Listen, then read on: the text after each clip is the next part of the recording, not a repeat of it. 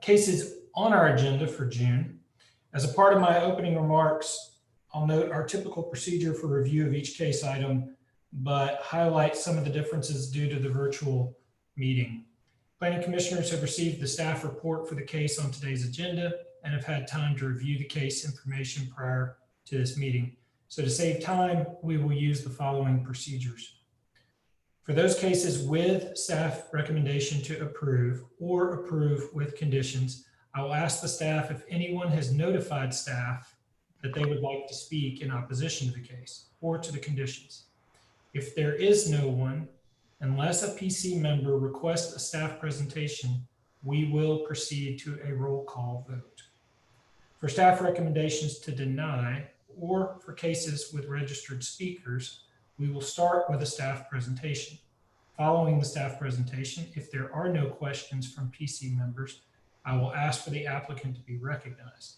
The staff person will move the registered speaker into this forum with the Planning Commission, unmuting them and allowing them to speak.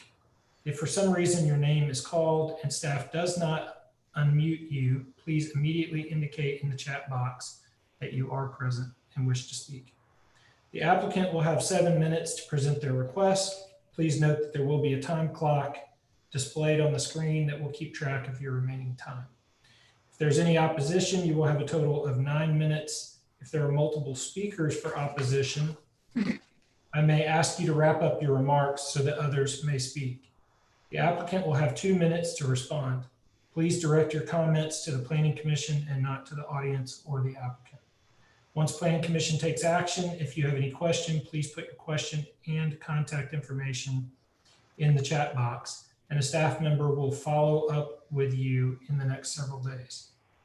Note that for most requests other than subdivisions, Planning Commission makes a recommendation and final action on the request is taken by, I'm sorry, let me repeat that. Other than subdivisions, Planning Commission makes a recommendation. Final action on the request is taken by the local council or commission the following month, allowing another opportunity for input. Staff will post next meeting dates on cases in the chat box. We will now start with subdivisions. Okay.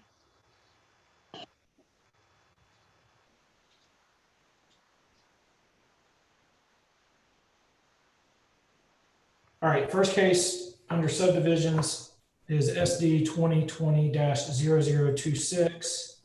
This is located at 505 Woodvale Avenue. This has a staff recommendation to approve. Karen, is there any opposition? Mr. Chair, I don't have any opposition registered for any of the subdivision cases at this point. Okay. Move All to right. approve. Second. I heard a motion. Who was the motion? Mr. Maybe. Mr. Maybe, and a second from Councilman Ledford. Yes. Yeah. Any discussion? All in favor, please indicate by saying aye through roll call. Bailey, Yes. Ledford, Yes. Palmer, Yes. Hyatt, yes, Barone, Yes. Farmer, Yes. Lehman, Yes. Coker, Yes. Maybe, Yes. and Parks. Yes. Motion passes. Thank you. Next case on the agenda is SD 2020-0027. This is lots 1 through 56 at Preserve at Savannah Bay. This application has a staff recommendation to approve with conditions. There is no opposition. I'm assuming the applicant is okay with the conditions and doesn't wish to speak. All right. Mr. Chair, this is Karen. I can bring the applicant in. Brian might know better whether the applicant wishes to speak.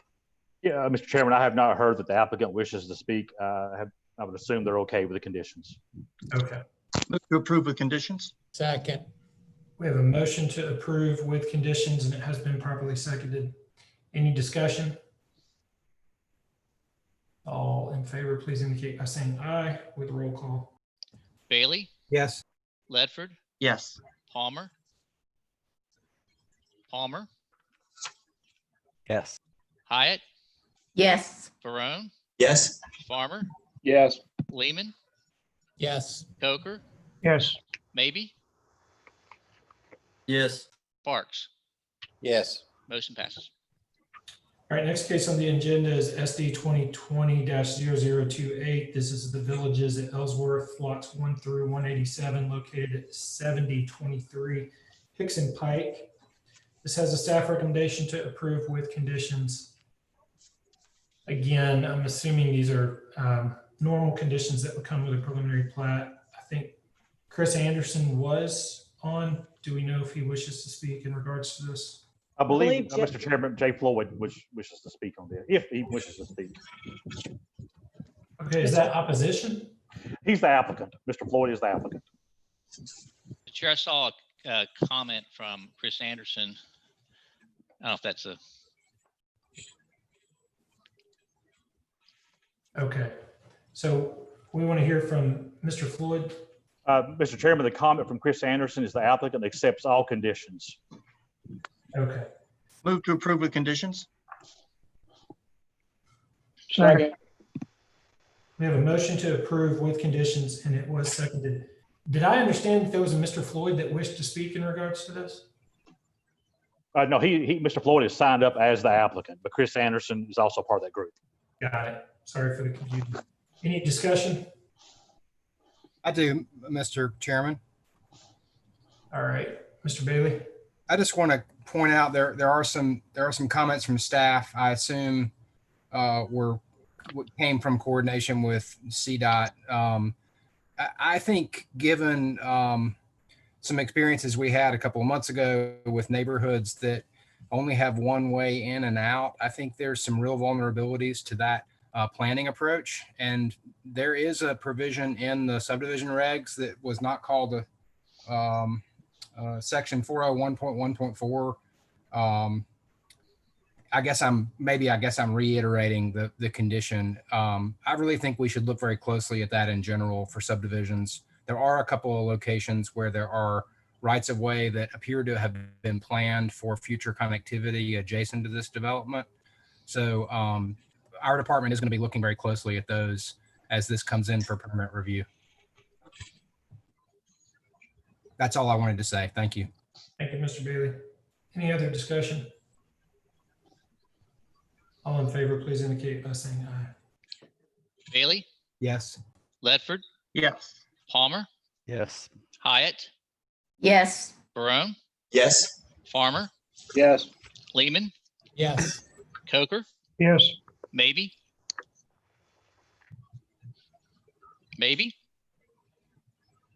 and Parks.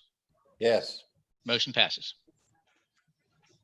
Hey, Barry Payne is now here, so yes, Ah, okay. Welcome aboard, Mr. Payne. thank you.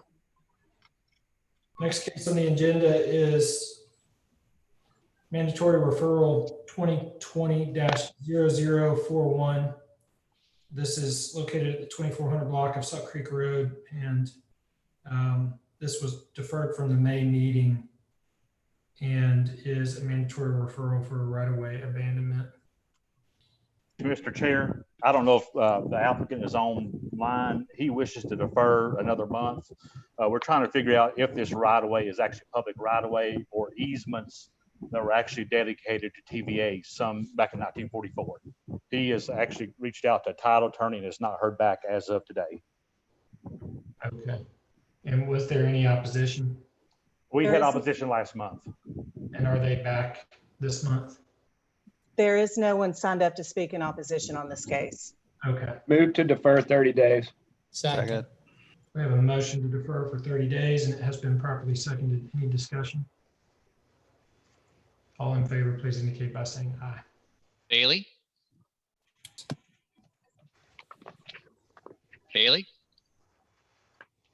Yes.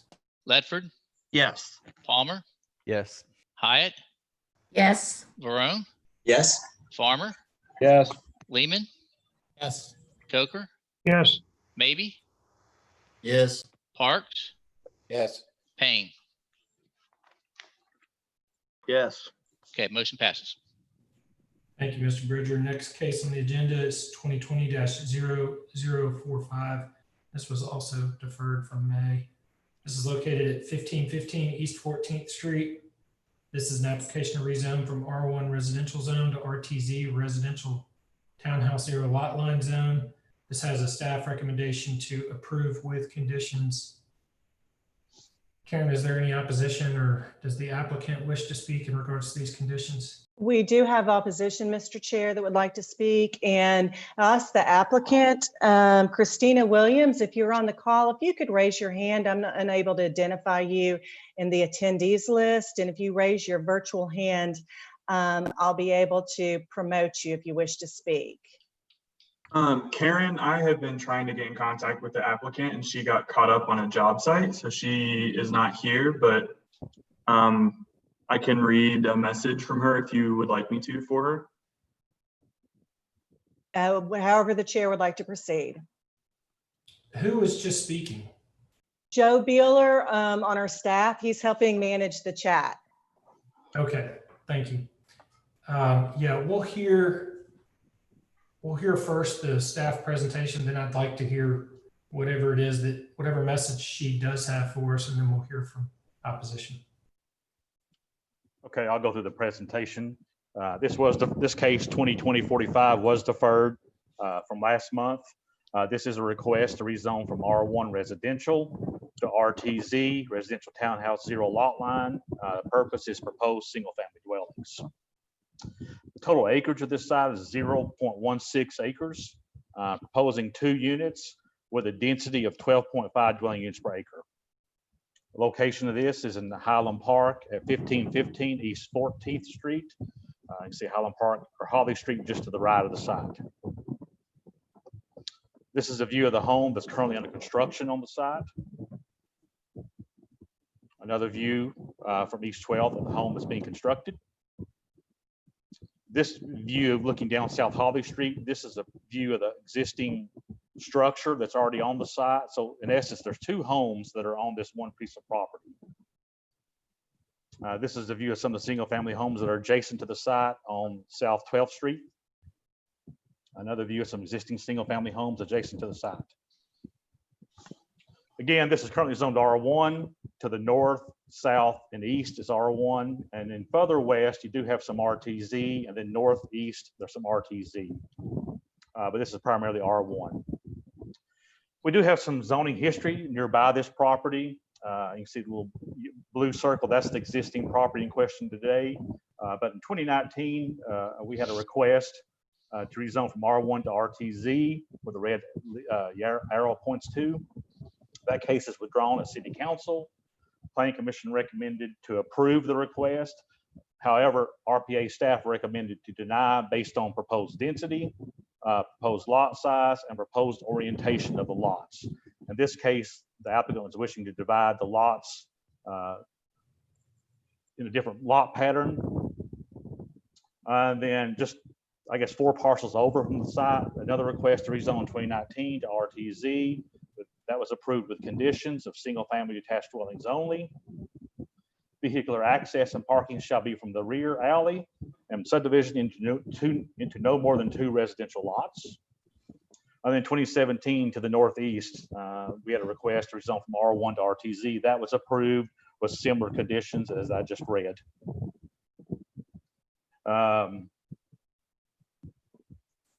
R1 allows single family detached dwellings, has a minimum lot frontage of 60 foot and a minimum lot size of 7,500 square foot, and has your typical suburban setbacks of 25 on the front and rear and 10 foot on the side. RTZ allows single family detached. It also allows townhouses and zero lot line dwellings. Some of the differences are in the development standards. RTZ has a max density of 12 dwelling units per acre, has a reduced lot width of 25 foot and reduced setbacks. Side setback of 10 foot, then your front setback is the average of adjacent structures in plus or minus 5 feet. Side setbacks are reduced depending on what zone the property abuts. Again, pretty much all the uses around this side are single family detached residential uses to the north, south, east, and west. Just a reminder on this particular piece of property, there are 2 homes existing homes, which is in violation of the R1 zone. The R1 zone allows one single-family dwelling per lot. There are no steep slopes or floodplains on this piece of property. This property is located in the historic River to Ridge plan that the Planning Commission just adopted on May 18th. And the place type recommends urban residential, which is traditionally a neighborhood pattern that includes a wide range of housing types, both single family and small to moderate scale apartments. The development form is typical 50-foot wide lots, narrow setbacks, and buildings are spaced 10 foot apart. Primary uses are single family detached uses only, and typical zoning classifications are R1, R2, R3, R3MD, RTZ, and RT1. Just to show you some of the staff concerns, this is the existing lot highlighted in the green. The red line sort of indicates where the applicant wishes to divide the property into 2 lots. So the orientation would change along this street. It would be a little different development form that you would find in this general location. So a couple months ago, staff had a recommendation to deny. At that time, the plan, Historic River to Ridge plan, had not been adopted. Since that time, the plan has been adopted. So staff has changed the recommendation to approve with condition of single family dwellings only. The proposed use is compatible with the area plan. It is compatible with surrounding land uses. However, there's something we need to make sure the applicant's aware of. The RTZ zone has a max density of 12 dwelling units per acre. Based on the lot size of this particular lot and 2 units, the density would be 12.5. So it would exceed the density requirements. Just because the zone's in place, there are additional hurdles the applicant would have to go through in terms of going to the Board of Appeals to try to seek a variance to that maximum density requirement. So that's something the applicant needs to be aware of.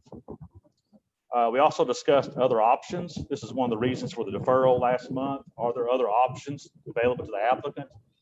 Yes, there are other options such as keeping it R1, submitting a subdivision plat.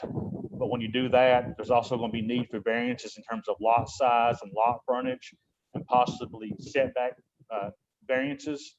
That gets into the issue of what's the hardship. There are other zones the applicant could look at, such as RT1 or R3. R3 allows multiple structures on one lot, but based on the discussion last month, the applicant wishes to have 2 separate lots, so the R3 zone would not work. If you go to RT1, that possibly works. There's issues with setbacks, so again, you're still going to the Board of Appeals. And then, of course, we have no tool for ADUs at this time. If ADU was allowed use, this would be a prime example of the need or use of ADU. So that, unfortunately, we don't have on our books right now, but that would be an option if we had such a tool. So staff recommends to approve with a condition of single-family dwellings only at this location. Thank you, Mr. Schultz. Ethan, I have a question whenever the time's right. I'm sorry to interrupt you. No, you're all right, Mr. Farmer. So I remember this case from last month, and Brian's right. It was a denial, and then we were waiting on the River to Ridge plan, and then we were going to get approval, and then here we are. I can't remember many cases where we've approved something like this, knowing that it would still go to the Board of Appeals because the lot size is too small. Is that something we've done before, Brian? I believe so. We've done that in the past. Now, this is a little different in that the variance request would be for a density number. That is sort of somewhat new. We had several discussions with the city attorney on the process and what's the next steps. And he advised, yes, that would be the next step, go to BOZA, seeking a variance to the density requirements, but it gets back into that same issue, what's the hardship? And so, yes, RT1 is another option. You won't have the density requirement, but you would have setback issues. The RT1 has a 25-foot setback from the perimeter of the RT1. So most likely there'll be setback variances. So either way, we're going to BOZA. I think so. I think so. Based on one be setback, other would be density requirements. And matter of fact, we've got 2 other cases on the agenda today with the same issue where they exceed that density requirement of the RTZ zone. If I may offer one other thought for y'all, I think the other thing too is at the end of the day is, we're approving a zone, that's not necessarily a project. And I think the zone is clearly appropriate for the urban residential policy. I think we just want to be sure to advise the applicant there are existing or additional hurdles they're going to have to go through downstream based on that particular development concept they're trying to approve. But the zone is clearly in alignment with the policy recommendations.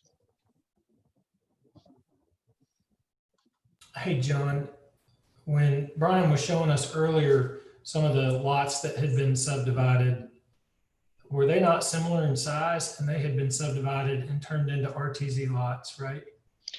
I think it's a little bit smaller. Brian can add more to that. I think this is a little bit smaller. Yeah, this is a little bit smaller.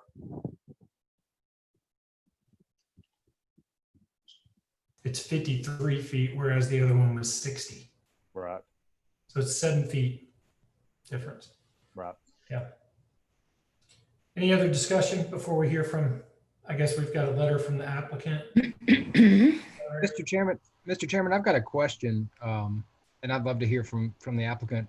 Is if there's variances anyway, can staff remind me, or one of my fellow commissioners may know, why would R1 not work if there's variances needed?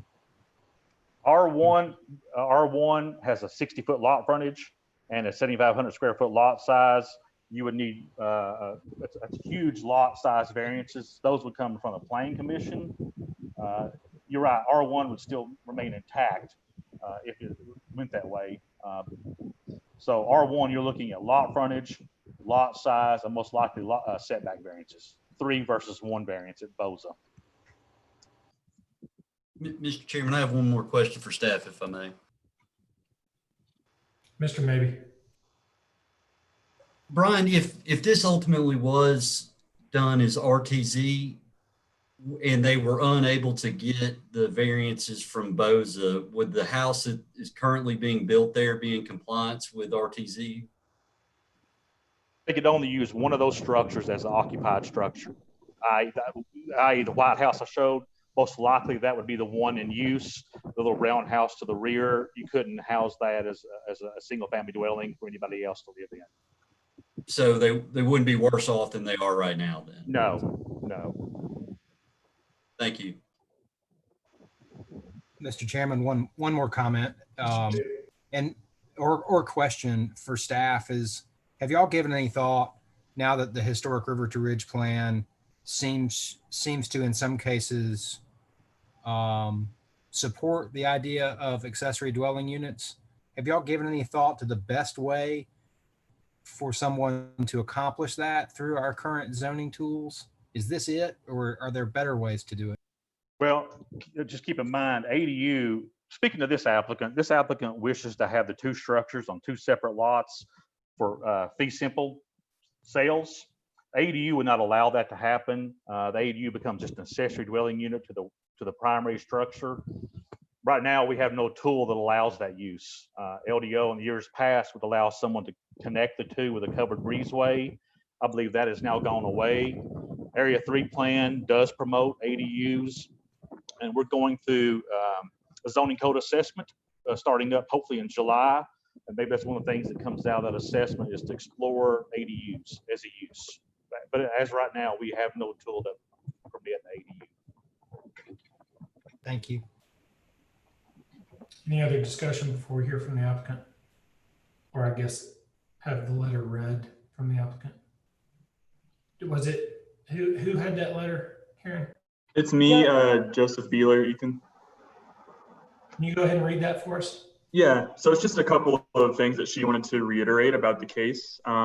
She wanted to remind everyone that she lives locally, and if this were to be approved and everything worked out, she would want to keep the smaller home to the rear as a long-term affordable rental.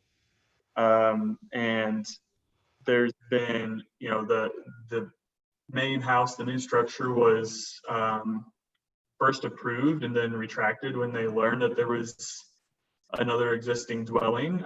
So it's been a financial difficulty for her. And she does just want to do single family homes. And that's it. All right, thank you. Mhm. And then we had some opposition present, is that right?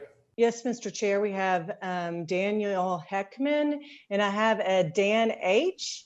I'm assuming that's Mr. Heckman. So Mr. Heckman, I'm going to allow you to speak. And Mr.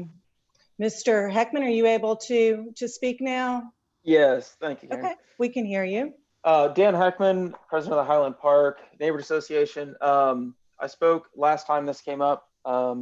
I've spoken with a handful of neighbors on this one, and the overwhelming consensus is that an ADU is much preferred to RTZ and splitting the lots in this case. We're fans of density. We're fans of small structures like this in the midst of our neighborhood. The applicant has not been able to meet with the neighborhood association at a meeting and talk with the neighborhood association as a whole. So if it comes down to splitting a lot, we'll go with that. But the overwhelming consensus is that an ADU or some sort of variance that allows these two structures to remain on the same lot is preferable. Thank you, Dan. Any questions for Dan? Can I ask a point of clarification? Councilman Ledford? ADU is not an option, is that correct? That is correct. Thank you. All right. Mr. Chairman, may I follow up on Councilman Ledford's question and your answer? Wouldn't R3 provide for the ability to do ADU without subdividing? Maybe I'm just asking for my edification. Yes, you could. It would be, the problem is setbacks. R3 allows multiple structures on one lot. Yeah. Either way, it goes to BOZA, correct, John? Yeah. That is correct. All right. So I guess what the applicant's probably wanting is a path of least resistance. If I may, I don't know exactly what the consensus here is, but one thought would be, it does look like there is a path forward for this applicant through the Regional Planning Commission rather than BOZA. BOZA has some very, very, very stringent, strict standards that they adhere very closely to in regards to why there's a hardship. And they have a very strict interpretation on that. And I've seen that play out. And the way that looks is if it's in any way, shape, or form viewed by them as a self-imposed hardship, then they do not grant the variance. So if I were a betting man, I would bet several $100,000 that we approve this and it does not get approved at BOZA. There is a path forward where all of the variances would go through this planning commission. And while that may be a little bit more cumbersome, it may also be then something that could be accomplished.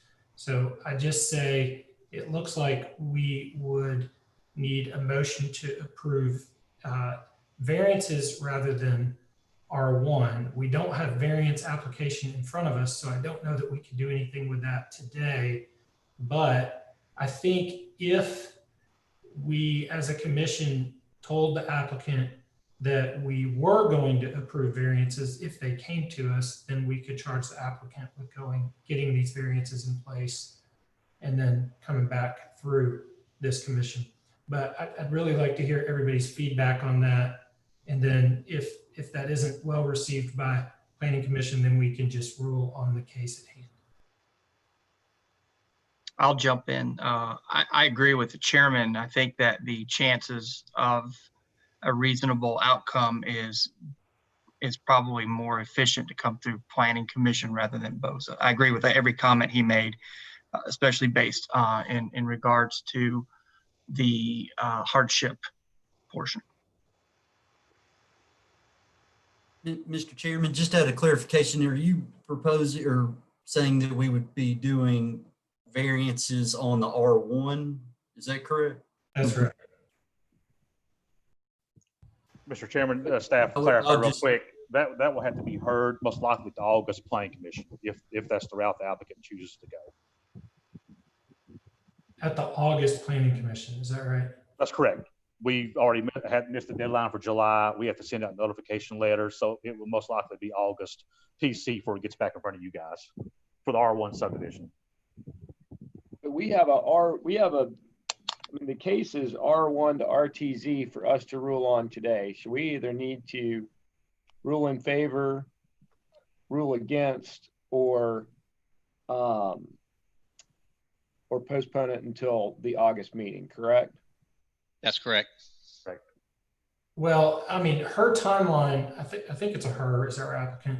Her timeline right now is she wouldn't be able to apply to BOZA until after it's heard at City Council in July. So she would be at an August BOZA meeting in either scenario, right? That's correct. Ethan, I agree with you 100%. I'm just trying to figure out what to do because we have this case that's in front of us right now to rule on. So, Mr. Chairman, may I offer a suggestion? You could defer this until August, and on the August agenda, you will have the R1 subdivision variances. Then if that's approved, you can ask the applicant to withdraw this request, and you guys as planning commission could accept her withdrawal. Because we don't have the applicant present, we could defer up until August so that it shows back up on July's agenda in the scenario that the applicant would rather go through BOZA. Correct. Okay. So all we would be doing today is deferring 30 days. Move to defer 30 days. second. We have a motion to defer for 30 days, and it has been properly seconded. Any discussion? All in favor, please indicate by saying aye. Bailey. Aye. Ledford, Yes. Palmer, Yes. Hyatt, yes, Barone, Yes. Farmer, Yes. Lehman, Yes. Coker, Yes. Maybe, Yes. Parks, Yes. Payne. Yes. Motion passes. All right, next case on the agenda is 2020-0051. This is located at 1006 East 14th Street. This is application to rezone R3 residential zone to UGC urban general commercial zone and has a staff recommendation to deny. I'm assuming the applicant's present. Karen? The applicant is present and we have no opposition that signed up to speak, Mr. Chair. Okay, because we've seen this case, Brian, can you just do a very brief overview of it? Yes. And then we'll hear from Jerry. Yeah, this is a request to rezone from R3 to UGC. It was recommended by denial by Planning Commission or by staff last month. At the same time, the historic River to Ridge plan was coming through for adoption, and the plan recommends mixed residential for this particular site, which is primarily residential with limited office and warehousing for commercial as a secondary use. The applicant went in front of the Planning Commission to argue justification to change that place type. You as a Planning Commission disagreed and kept the mixed residential as a place type along East 14th Street. So the staff recommendation is to deny the zone, which is UGC, for this particular property because part of it's based on the historic River to Ridge land use plan, which recommends mixed residential. The predominant land use is residential in this place type with limited neighborhood serving businesses such as coffee shops, bakeries, restaurants, pubs, offices, and studios. I believe in this case, we reached out to the applicant to see if there was any residential proposed. Really wasn't clear what type and how many residential units were going to be proposed along East 14th Street. It did still appear to staff that the applicant's request is more office warehousing. So staff recommended deny the request. The applicant does have some information she would like to share that she has supplied with her request, as well as I think some conditions. All right, thank you, Mr. Schultz. Are there any questions for staff from the Planning Commission before we hear from the applicant? All right. Ms. Bryce? Hi. I just want to read first a note from the River to Ridge, and it says, it's page 118. In order for a new development to be built in accordance with the designated place type, the zoning for the property must support that place type. I have asked RPA multiple times for 3 questions. I've asked them what zone other than UGC for 1006 East 14th Street would accommodate mixed residential place type intended for both residential and business uses. They have not answered that question because the only answer to that question is UGC. I've asked them what other conditions would RPA suggest that would make this rezone request more amenable for RPA approval. I have not received any clear answer on that. And I've also asked them for any communications or transcripts of comments from Park Central neighbors during Area 3 meetings. I also was told by RPA there was no neighborhood association there, which tended not to be true. So I had a neighborhood meeting on Friday at 5:30. I've also gone door to door and knocked, and I have all those comments, and nobody is in opposition to this project. I also I did write RPA response. They insinuated that I was faking a residential street front in their staff report, which is absolutely untrue. And I think that is very unfair of a statement. They said I implied an architectural treatment, but not use of residential. These are the conditions I offered for my client who has been in business on Main Street for 20 years and owned that property for 20 years. I have offered them a height restriction of 2 stories, a 10 to 15 front yard setback to include street facing landscape buffer with integrated connectivity sidewalk to the street facing multifamily residential, street facing porch elements, entry and parking to the rear alley, no additional street cuts, uses not allowed, noxious or type businesses, adult entertainment or oriented uses. I don't know what else I can offer them. Going through the 200 and something pages of Area 3 of the 10 guiding principles, we on this property 4 are not applicable, but the other 6 are yeses. I also saw mixed use is 0.1% of all parcels in this area. That is such an incredibly small amount of mixed use. RPA and that plan has designated on page 61, this street is blighted. On page 79, this street is vacant. And RPA also has said in the plan that the plan is a guide and a tool based on community vision. And what it does not do is it does not regulate certain types of development or change zones. So I don't really understand why Park Central Neighborhood Association, the only people were present per RPA's correspondences with me at the meeting, which is a community vision, where Jay Martin, who was the president at the time, Lee Helena, which I don't know who she is, and 2 RPA staff members. I don't believe they speak for the whole community. And I have spoken, I've got a list here of addresses of that. Pretty much that whole street I've knocked on. There's not one person in opposition to this project. And I'm not faking residential. That is not my client's intent. I don't understand, what more do you want me to do? And we're not setting a precedent for UGC on that street. There already is a precedent. And also I submitted a picture this morning taken at the neighborhood association meeting, which I don't see is up because I'm going to say they said I missed the 12 o'clock Friday deadline, but I was having a neighborhood meeting and that street is predominantly manufacturing and commercial.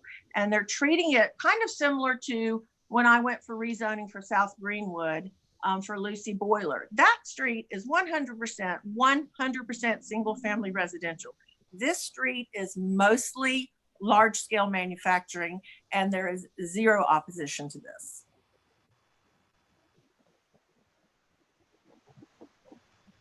Well, not quite 0 because we've got staff that's recommending denial. So staff, maybe Brian, you can hit some of those high points again on why the recommendation. You maybe for the first time just heard the conditions.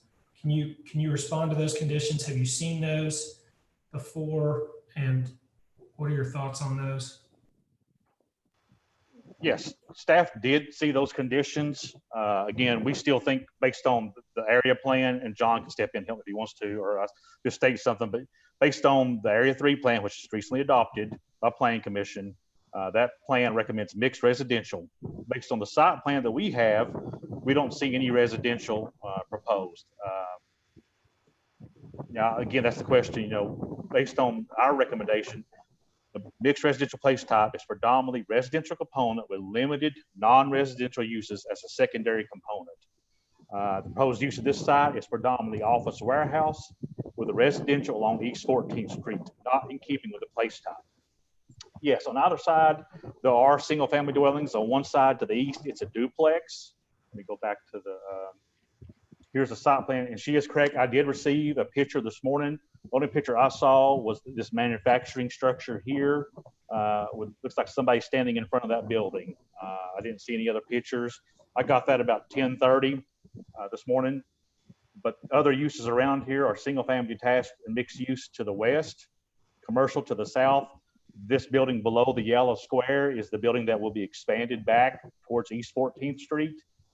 And then, of course, to the north, you have a manufacturing plant. Then to the east are two family detached residential structures.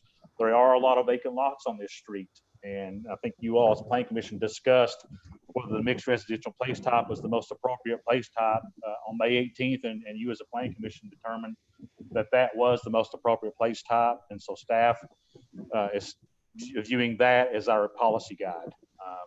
Even before that, when this case was slated to be heard in April, we had a recommendation to deny based on the comp plan at that time.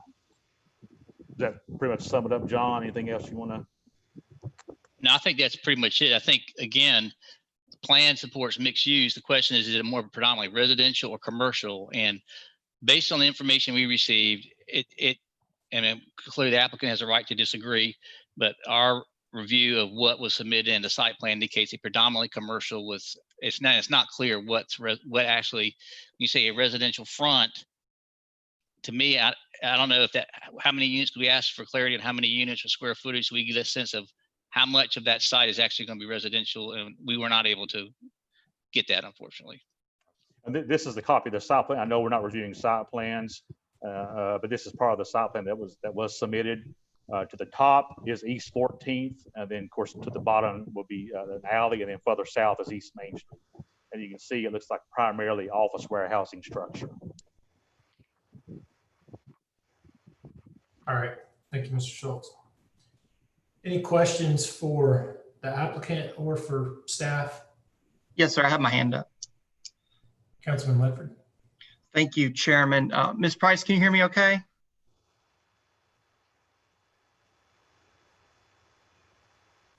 Yes, I can hear you. Great. Thank you so much. Thanks for being here today.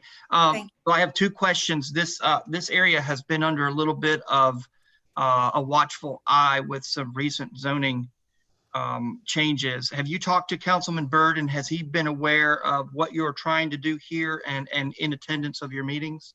Absolutely. I have spoken to him, and he gave me a telephone number of a resident, which I've tried to communicate with. And is that Gary Rudolph by chance? Yes, I have not. I have tried and tried and tried to get in touch with Mr. Rudolph. He owns property towards Central, but I can give you a list of names and comments of everybody I spoke to on that street. And look, I mean, of the block, 6 of the 9 lots are vacant across the street. 5 of the 6 are vacant. 7 of the 8 are manufacturing. RPA has not asked me clear questions. If they want to be an architectural review board and have me design or have my client design a project before it's even the zoning's changed, then they need to clarify that. I gave them everything I thought they wanted, and I asked them many times, what else do you want me to give you? What other conditions? And they never, ever answer me. Ms. Price, thank you. Councilman Ledford, did that answer your question?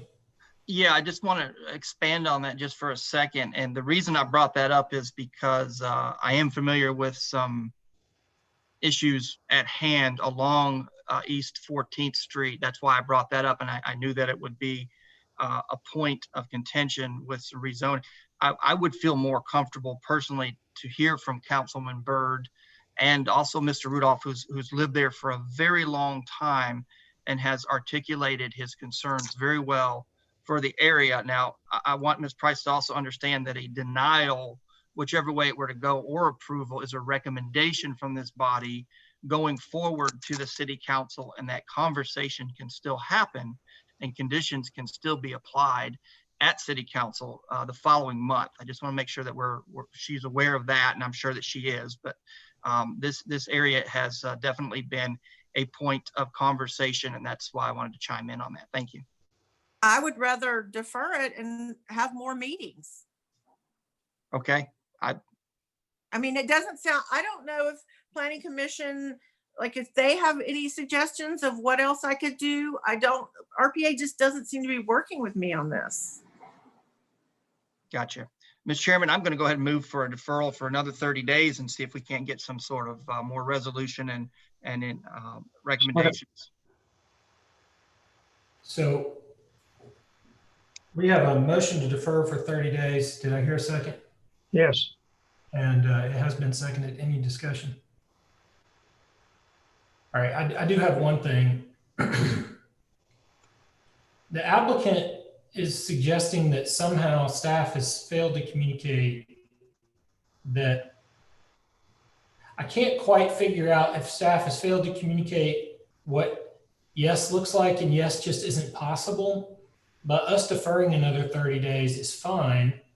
I'm not opposed to that, but I'm not exactly sure what changes, because it sounds to me like the issue is the place type is mixed residential, which would be a primarily residential building, which staff has said, I think Brian articulated well.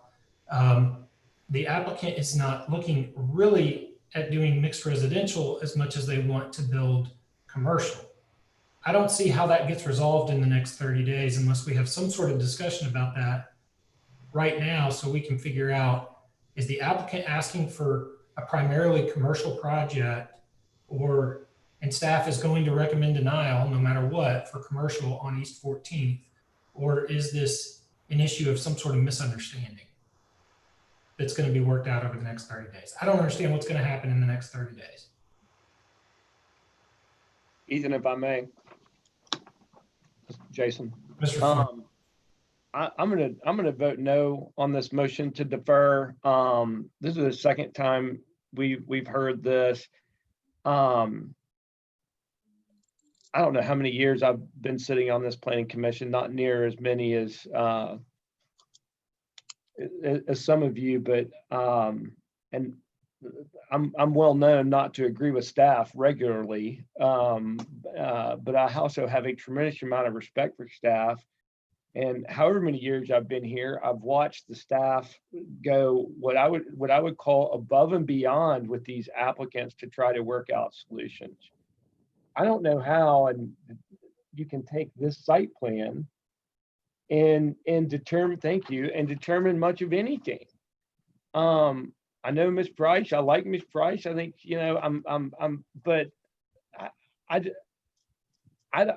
I see where staff has struggled with this plan. And, you know, I'm thinking about that. And then I'm also thinking about, you know, we just talked about this area. We just adopted this plan that we put so much work into.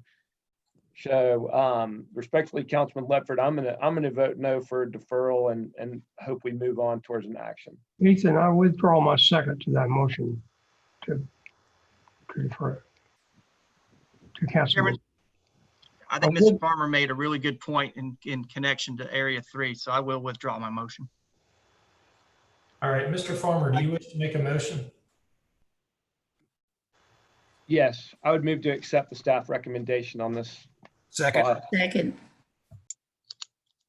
We have a motion to deny the request, and it has been properly seconded. Any discussion?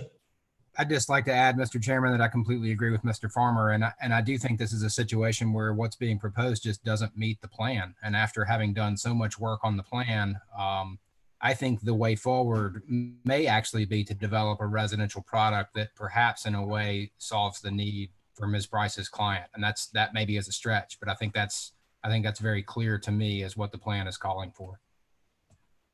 Thank you, Mr. Bailey. Any further discussion? All in favor, please indicate by saying aye. Bailey? Aye. Ledford? Yes. Palmer? Yes. Hyatt? Yes. Varone, Yes. Farmer, Yes. Lehman, Yes. Bankston, Coker, Yes. maybe, Yes. Parks, Yes. and Payne. No. Okay, motion passes. Thank you, Mr. Bridger. All right, and Miss Price, this will go on to City Council and will be a month and a day from now. So I don't know exactly what those dates are off the top of my head, but follow up with staff and they'll provide you those dates for when this case will be heard at City Council. Next case on the agenda is referral 2020-0067. And this case is at the 1000 block of Main and Fillmore Streets and is a public sewer easement closure and abandonment. And this has a staff recommendation to approve. I'm assuming there is no opposition and the applicant would have nothing to add. Is that right, Karen? There is no opposition and the applicant's representative is here. If you Move to approve. Second. Second. We have a motion to approve and it has been properly seconded. Any discussion? All in favor, please indicate by saying aye. Bailey, Aye. Ledford, Yes. Palmer,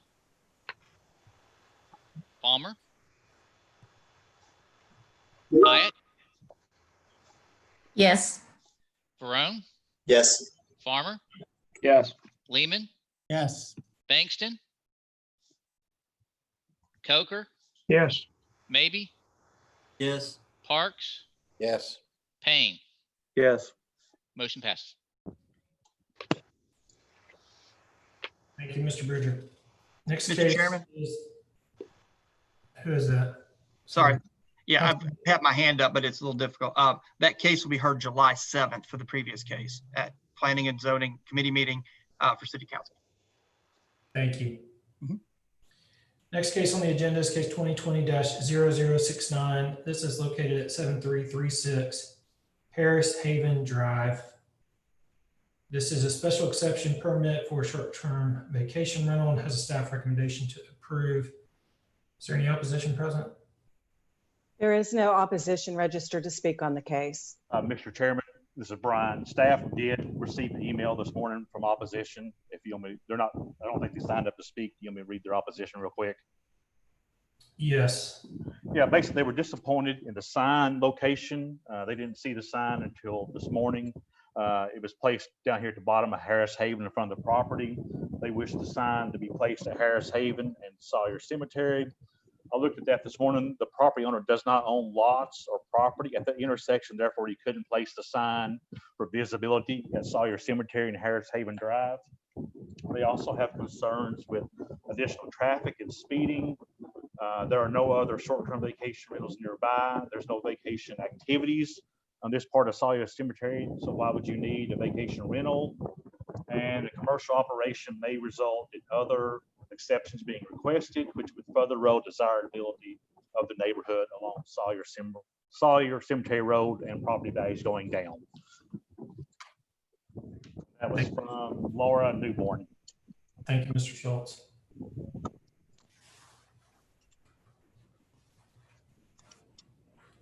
We have the applicant present. We have a staff recommendation to approve.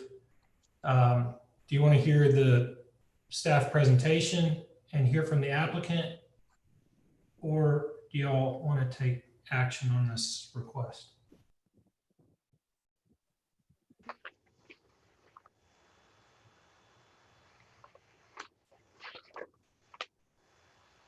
What's the will of the commission? Mr. Chair, I'll make a motion to approve. Second. Who's the second? Second. Okay, Mr. Coker's the second. We have a motion to approve and it has been properly seconded. Any discussion? All in favor, please indicate by saying aye. Bailey, Aye. Ledford, Yes. Palmer, Aye. Hyatt, Yes. Barone, Yes. Farmer, Yes. Lehman, Yes. Bankston, Coker, Yes. Maybe, Yes. Parks, Yes. Payne. Yes. Motion passes. Thank you, Mr. Bridger. Next case on the agenda is case 2020-0070. This is located at 2501 and 2505 East 12th Street and 1024 Peachtree Street. And this is an application to rezone R2 residential zone to RT1 residential townhome zone. And this has a staff recommendation to approve. Is there any opposition present, Karen? There's no opposition on the call, Mr. Chair. Motion Move to approve. Second.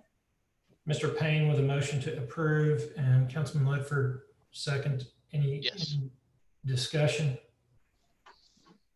All in favor, please indicate by saying aye. Bailey? Bailey? Aye. Ledford? Yes. Palmer? Yes. Hyatt? Yes. Barone? Yes. Farmer? Yes. Lehman? Yes. Bankston? Coker? yes, Maybe? Yes. Parks? Yes. Payne. Yes. Motion carries.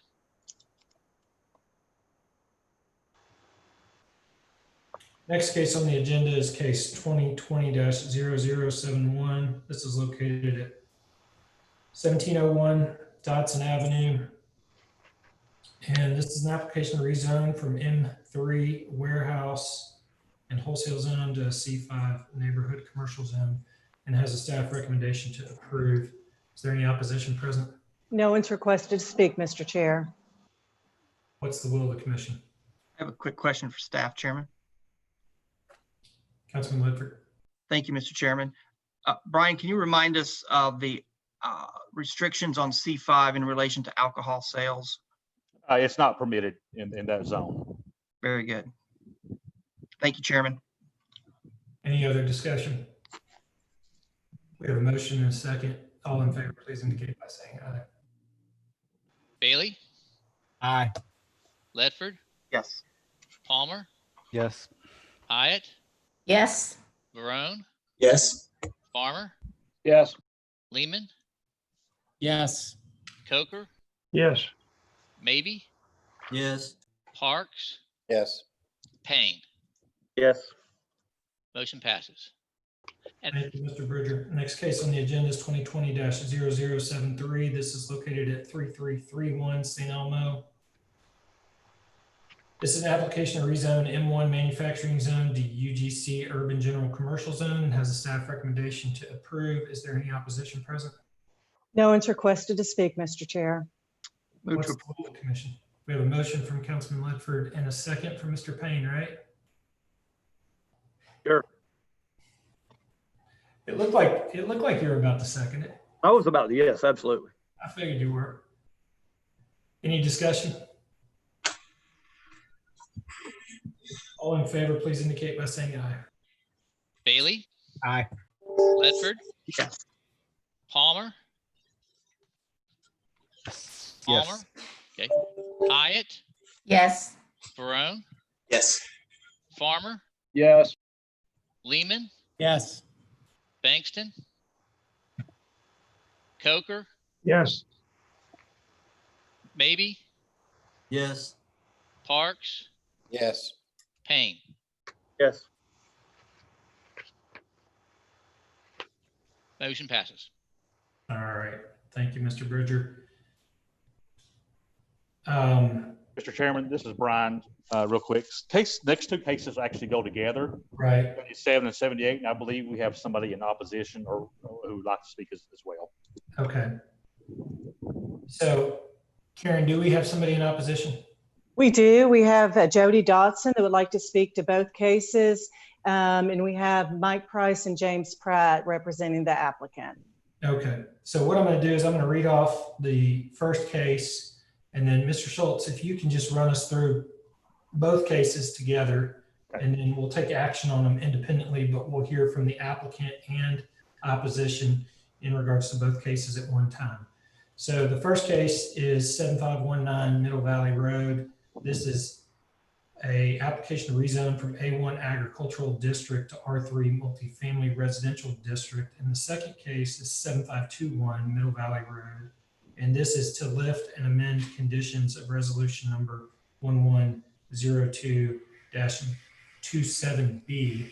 Both these cases have a staff recommendation to approve. Mr. Schultz. Okay. First request is to rezone from A1 to R3. Proposed use is apartment development off Middle Valley Road. The current acreage of this piece of property is 0.49 acres. Proposal of 30 units total on this parcel as well as the adjacent parcel. Has a total acreage combined of 2.3 with a density of 13 dwelling units per acre. This is off Middle Valley Road. You can see the property just right here in the middle of the yellow block off Middle Valley Road at 7519 Middle Valley Road. This is a view of the site looking from Middle Valley Road. This is a view south of the site across Middle Valley Road. This is a view west of the site. The site's just to the right-hand side of the screen where that little black construction material is. This is looking west. And of course, this is aerial view of the site. The site's just here in the middle of the screen.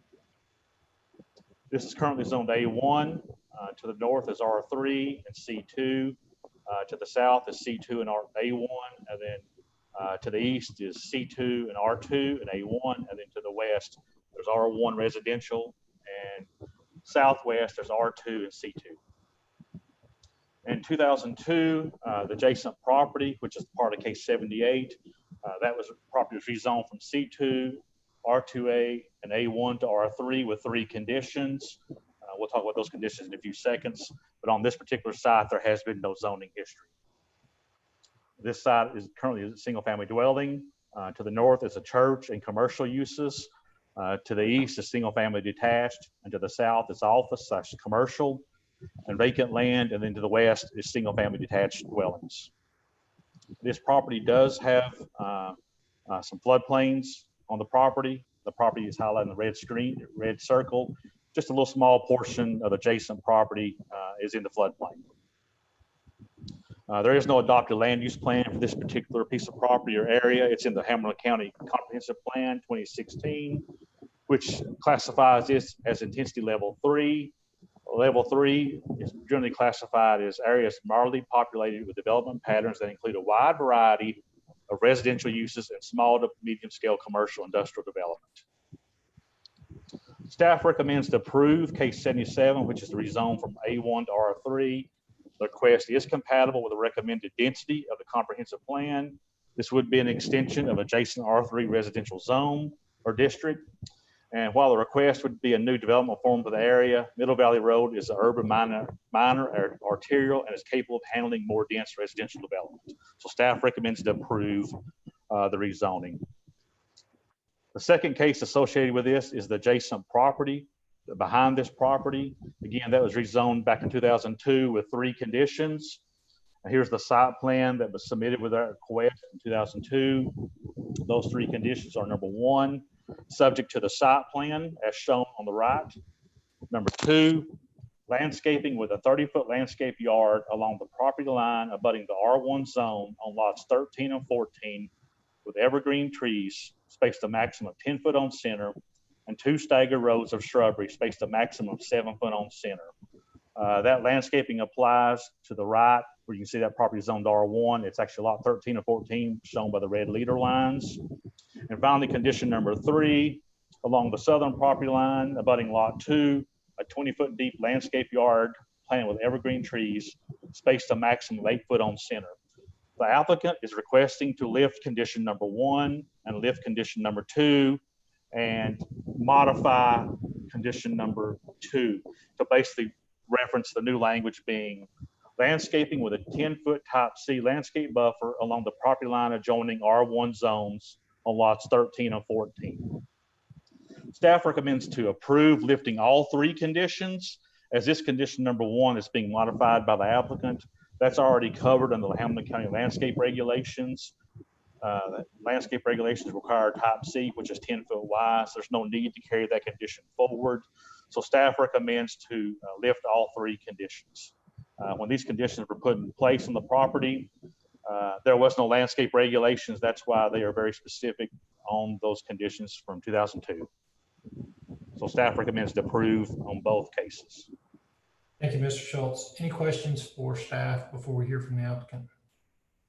Which is more stringent? The conditions as are written today is more stringent. If those conditions are lifted, it would comply with the current standards in place. The current condition as worded requires a 30-foot, where if that condition is removed, it then requires a 10-foot landscape. Any other questions? I have one. I can't. Councilman Lifford. Brian, and we haven't heard from the adjacent property owners on the lifting of these conditions? I believe that's Mr. Dotson. I think he is the one who represents that neighborhood, and he has a PowerPoint presentation I'm going to share when it becomes his time to speak. Okay, thank you, sir. You're welcome. Thank you, Chairman. All right. Anything else before we hear from the applicant? Mr. Price is on the line, is that right? That's correct. Mr. Price and Mr. Pratt have been brought into the meeting and they should be able to speak. Mr. Price might need to unmute the mic on his end.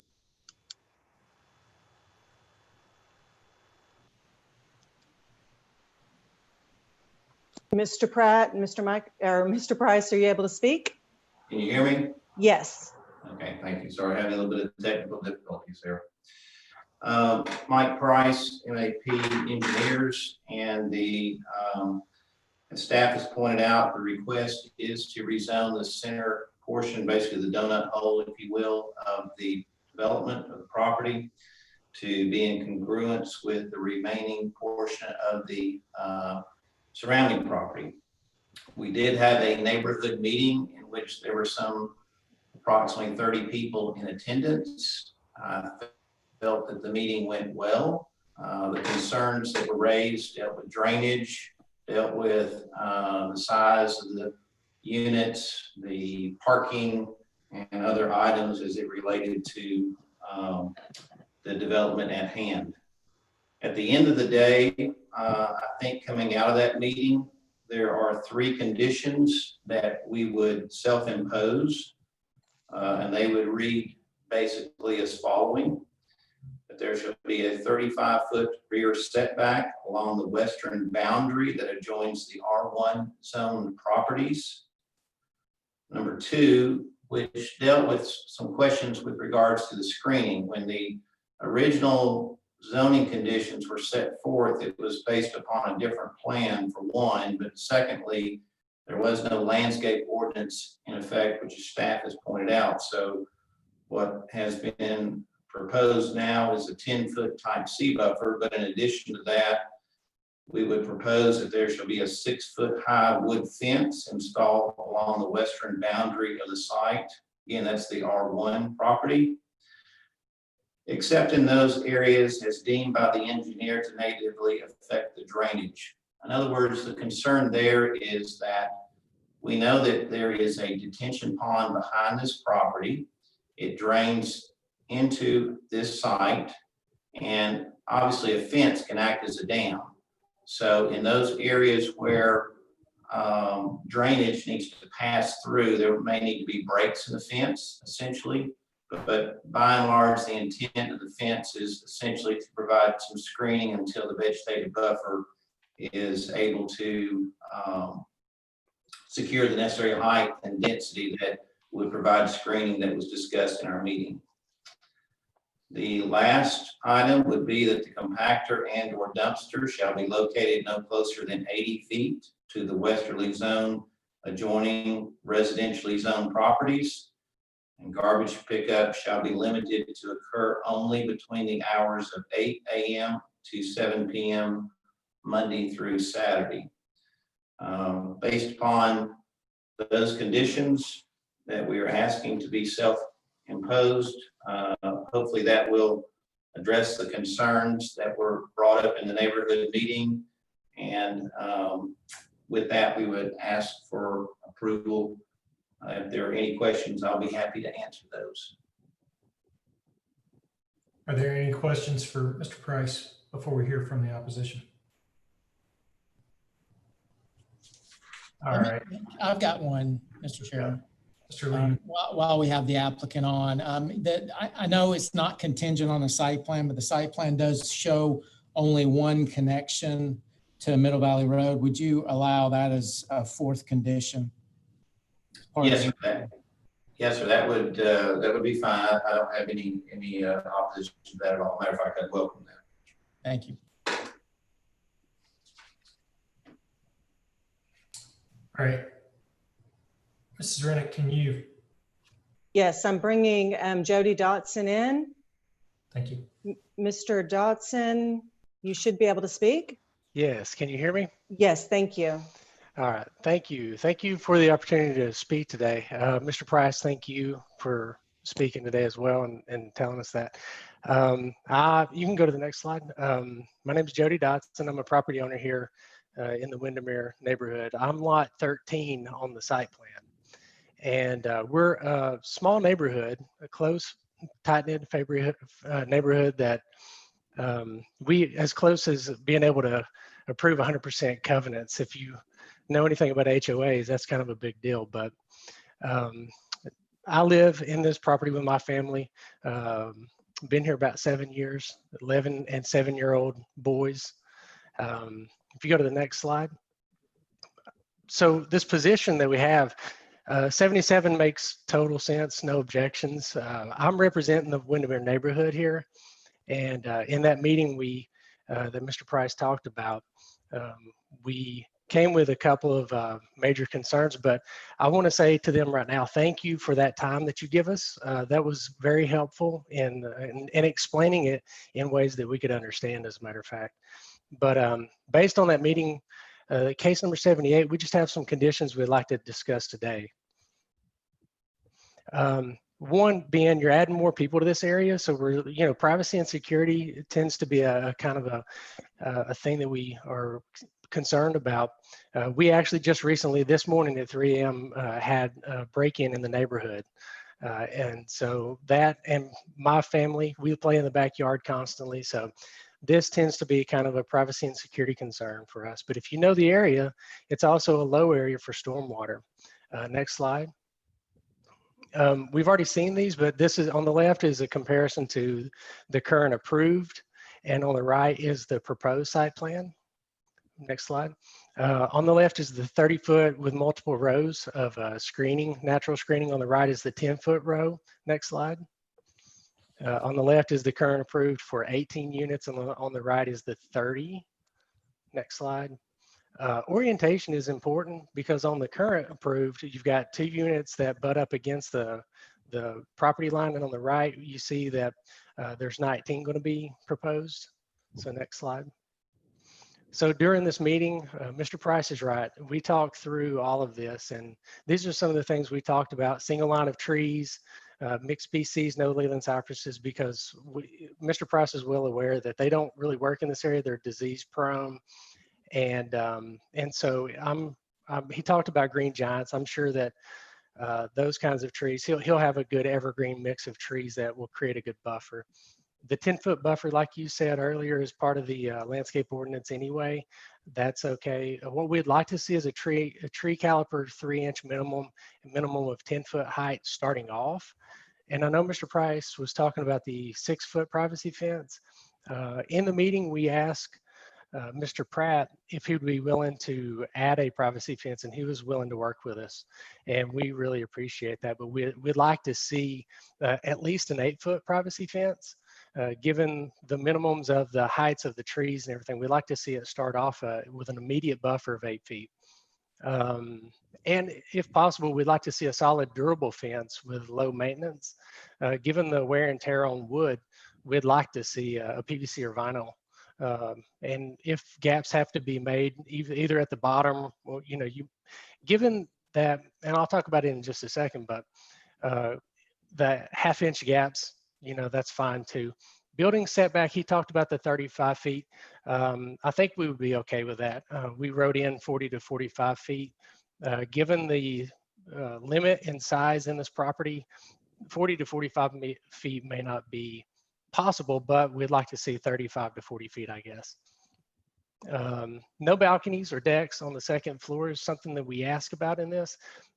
Based on the product that he is basing this development off of in East Brainerd that he has, it doesn't seem to be part of his design anyway, so I don't think that's a problem. And buildings no more, with a height restriction of 2 stories. Next slide. So the first request that we'd have as a neighborhood is these conditions be written in, whatever we approve or whatever you approve be written into the zoning approval. Reason being is that Mr. Pratt may decide to sell this property in a year and not develop it.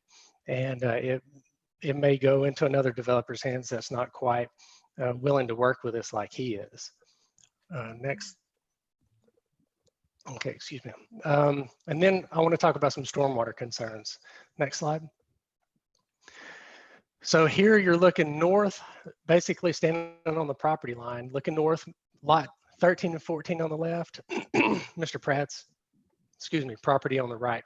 This is the 30-inch pipe that, it's a single 30-inch pipe that all the water in Windermere culminates to this one drain. Next slide. This is a GIS map of the watershed area. Windermere is in here, but if upstream, it includes the approximate 40 acres that all this culminates down into that 130-inch drain. Next. So this is a picture on the top left out of my bedroom window showing like as the water backs up, you see how there's a pressure release valve that goes over into Mr. Pratt's property, allowing it to drain through as it backs up. So Mr. Price talked about building this up and having to build this up for development. We'll get it up out of the 100-year floodplain, but does that, how does that affect us? Is that going to push us back? We want to kind of understand how that's going to work. He said he wanted to sleep at night. And so I feel pretty comfortable Mr. Price is going to figure out a way. He talked about leveraging that 30-inch drain, maybe even bigger, or a V-ditch in that area, but also a secondary on the south side, controlled manner, maybe a ditch or something around the south side to allow 2 areas of drainage there. Next slide. So the detention area, we are concerned because the detention area is what we rely on as a neighborhood to allow that water to be detained. But also I showed you the pressure release valve on the south side of this property, but in the red, it appears that there's some detention area that we rely on that is actually on Mr. Pratt's property. And so one being that we'd like to understand how he's going to design that and manage it. Is he going to build on that? And I'm not a civil engineer, but if you build on that, that's going to, and take away that area, it's going to push water back on the neighborhood. I also want to point out on the north side, where this area is on the north side of this plat map, is also another pressure release valve that actually ends up, when we have heavy rains, flowing into the Dallas Bay Fire Department. And there have been cases they've talked about and reported that we talked to them. They said there's been a foot or 2 of water coming through. They can't even park their fire trucks in that area when we have heavy rains. So go ahead, Brian. Thank you. So the next request from the neighborhood is just so that we can review the construction drawings 14 days before they go to permitting, not to slow down any development process, but to understand what the intentions are, what's trying to be implemented. And we want to try as a neighborhood to, ensure that there's a successful project for both Mr. Pratt, Mr. Price, and our neighborhood. So with that in summary, we welcome the development. Again, there's no opposition on 77, and pending the conditions with 78, these privacy conditions written into the zoning, and the concerns with our stormwater management, just being able to review these drawings 14 days prior to the submittal of permit. That we look forward to partnering with him. Mr. Pratt was very adamant about wanting to partner with us. And so, like I said, we look forward to it. And I thank you for the opportunity to speak and respond to these zoning cases today. So I'll yield back any time I may have remaining. Thank you. Any questions for opposition? All right, Mr. Price. Yes. Can you hear me? We can. Okay, great. Thank you. So appreciate Mr. Dotson and his comments.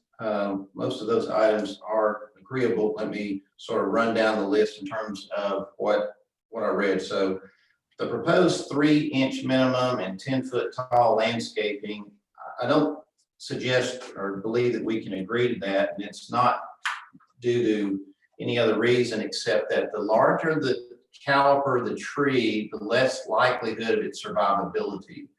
So what has happened is that people have realized that a 2-inch caliper is about the sweet spot in terms of your survivability. So we can plant the 2-inch minimums at a minimum of 8 foot high, which is what the current landscape ordinance states. So we would agree to that. An 8-foot fence, and I stated this in the meeting. I'll state this again for the sake of the planning commission members.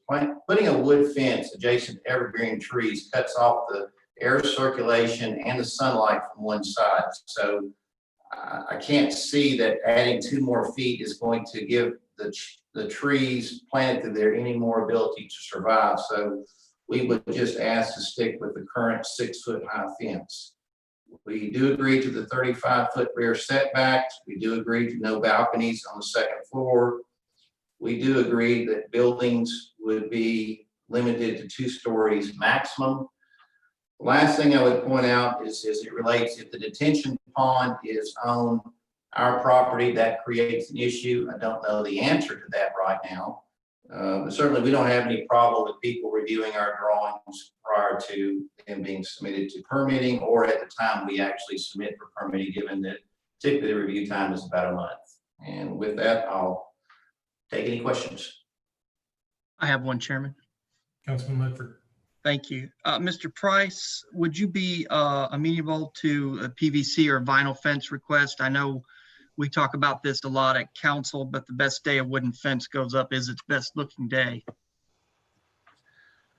If you'll give me a minute on that one, I will get you an answer. As I need to contact Mr. Pratt on that and see what his thoughts are.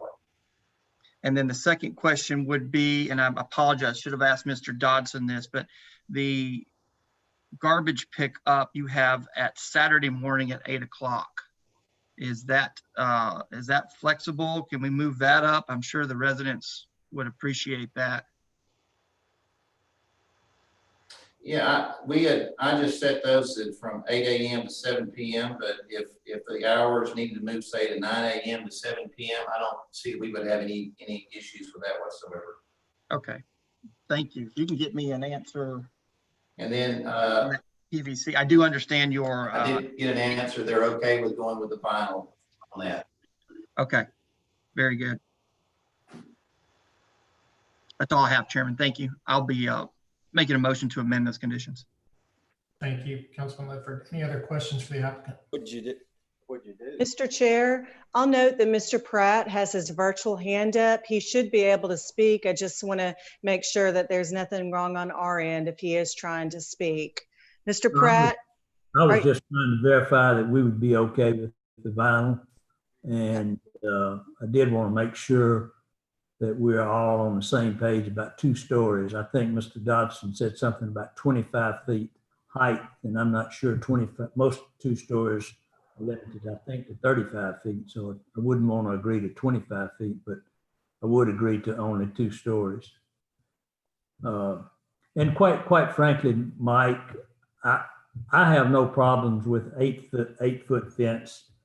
I don't want to hinder the growth of the trees, but I don't have a problem if it makes Mr. Dodson and his team feel better.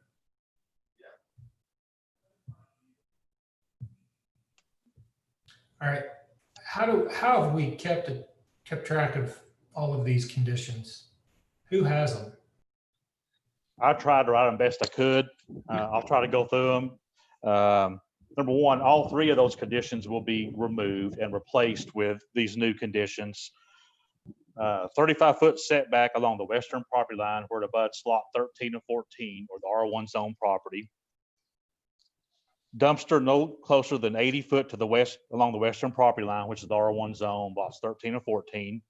Dumpster service limited between, we did say 8 to 7, Monday through Saturday. 1 connection to Middle Valley Road.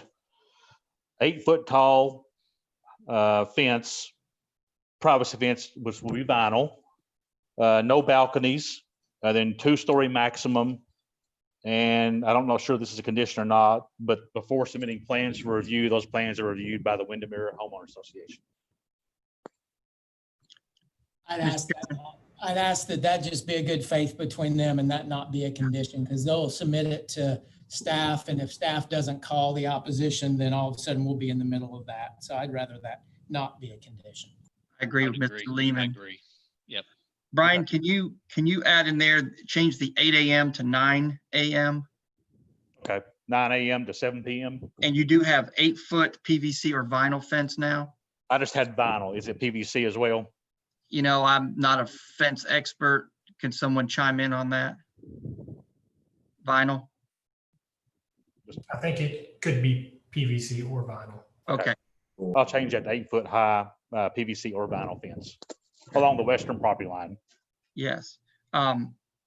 With that written down, I'd like to make a motion to approve with those conditions. We have a motion to approve from Second. Councilman Woodford, and it has been seconded by Mr. Maybe. Any discussion? Was a second by Mr. Farmer, I think. But, All right. But, okay. And this is on case 2020-0077. All in favor, please indicate by saying aye. Bailey, Aye. Ledford, Yes. Palmer, Yes. Hyatt, yes, Barone, Yes. Farmer, Yes. Lehman, Yes. and I believe Mr. Bankston, you're going to give us your vote on your chat box. So Bankston, say yes in your chat. I'm gonna keep going unless maybe he can vote. Coker, Yes. maybe, Yes. Parks,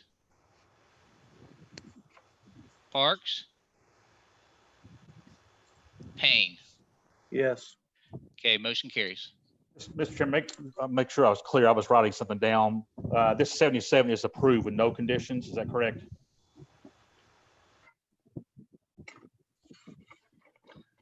Because the conditions we were discussing should go with case 78. 78. All right, motion carries. Next case on the agenda is case 2020-0078, where we have the conditions. What's the will of the commission? Move to approve as amended. Second. Second. We have a motion and a second. Any discussion? All in favor, please indicate by saying aye. Bailey, Aye. Ledford, Yes. Palmer, Yes. Hyatt, yes, Barone, Yes. Farmer, Yes. Lehman, Yes. Bankston on chat, Coker, Yes. maybe, Yes. Parks, and Payne. Yes. Motion carries. Thank you, Mr. Bridger. Next case on the agenda is case 2020-0066. This is located at 1933 and 1939 Central Avenue and 1936 Myrtle Street.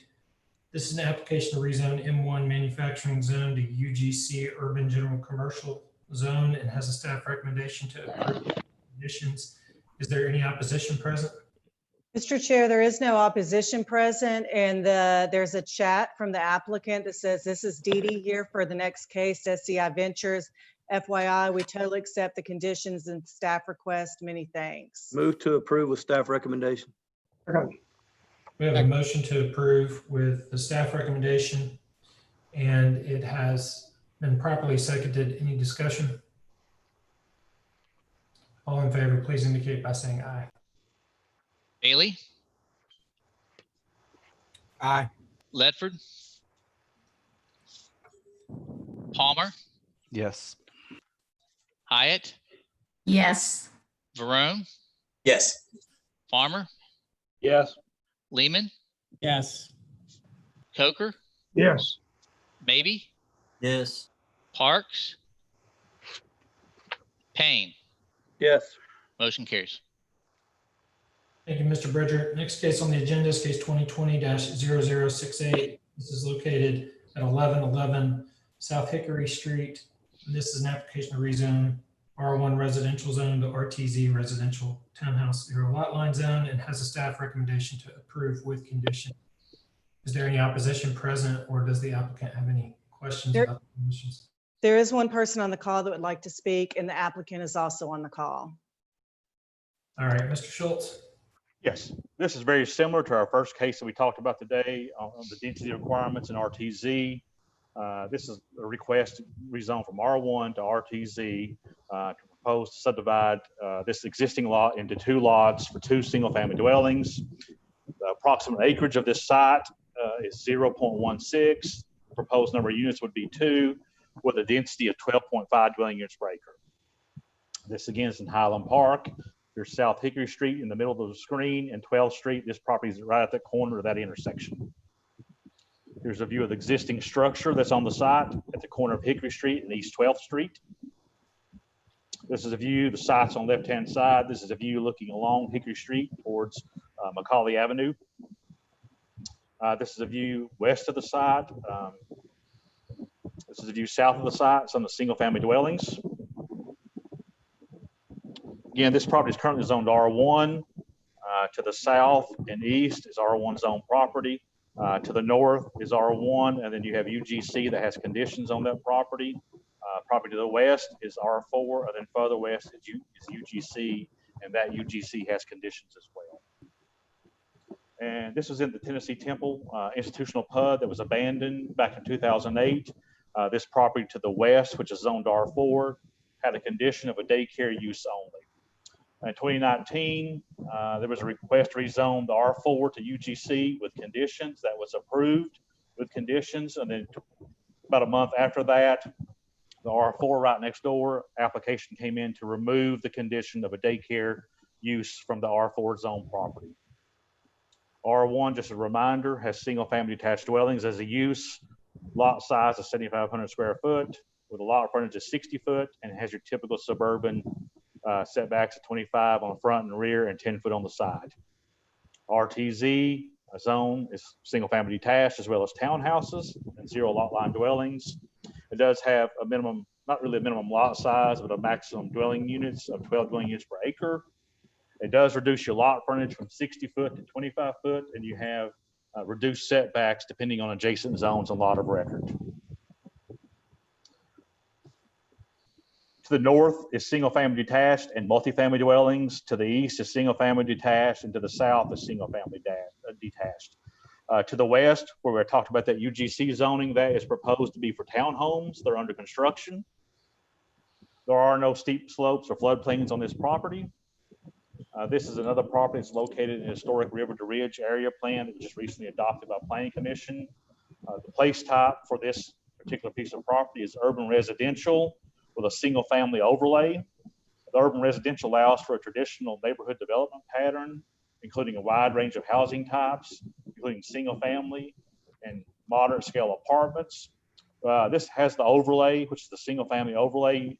And what that means is that this place type recommends in this general location, single family uses only, even though the place type allows a lot of other uses. This is felt by the neighborhood to protect the neighborhood. This allows single family uses only. Therefore, it has the overlay on top of it. So again, the primary use in this place type is single family detached uses.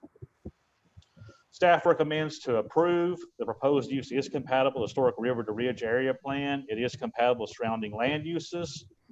Same as case 45 we discussed earlier. There is concern with the density number.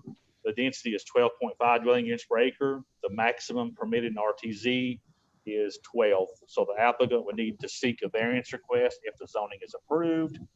Same scenario, there's other options out there. Seek through a subdivision plat process, seeking variances through the Planning Commission based on R1 standards, or seek another zone such as R3 or RT1. If you go RT1, most likely you'll need variances on setbacks. R3 would allow multiple structures on one lot. And again, the same discussion on ADU. We don't have that tool available at this point. So staff recommend RTZ with a condition of single family dwellings only. and with a caveat that, the applicant needs to be aware that if the zone's approved, there are still additional hurdles to go before a subdivision plat can be submitted. Thank you, Mr. Schultz. Any questions for staff before we hear from opposition? All right, Karen.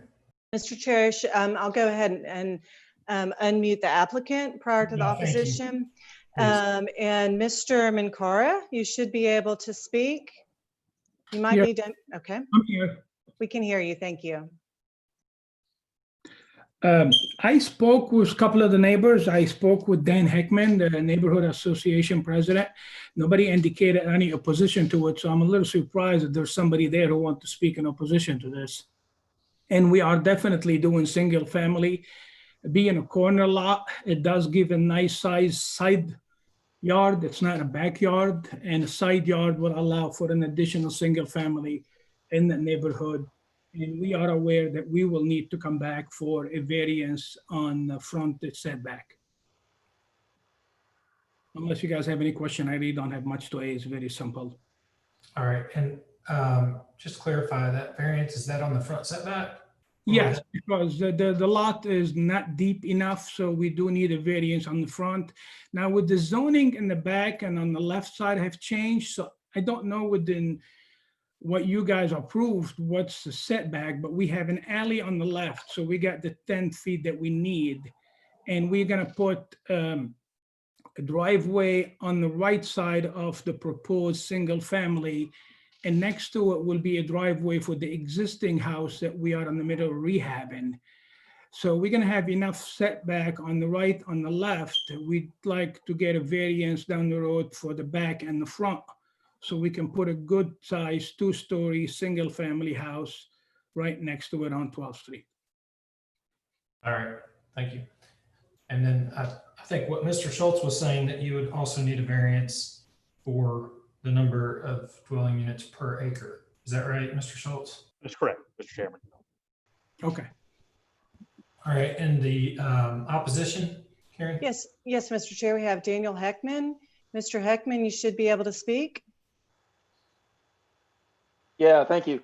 Dan Heckman again with the Highland Park Neighborhood Association. I did speak with the applicant a while back.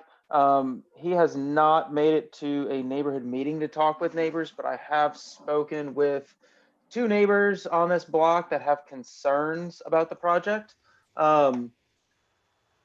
Again, this illustrates our need for some tools to build ADUs, especially in this neighborhood.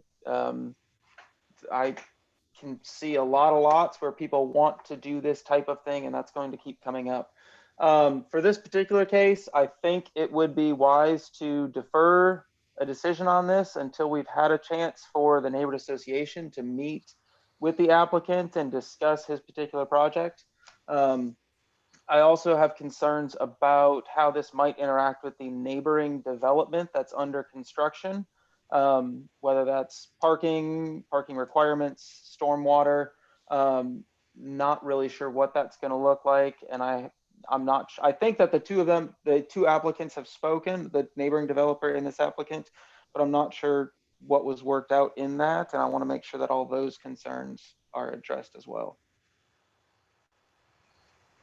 All right, thank you. Any questions for the opposition?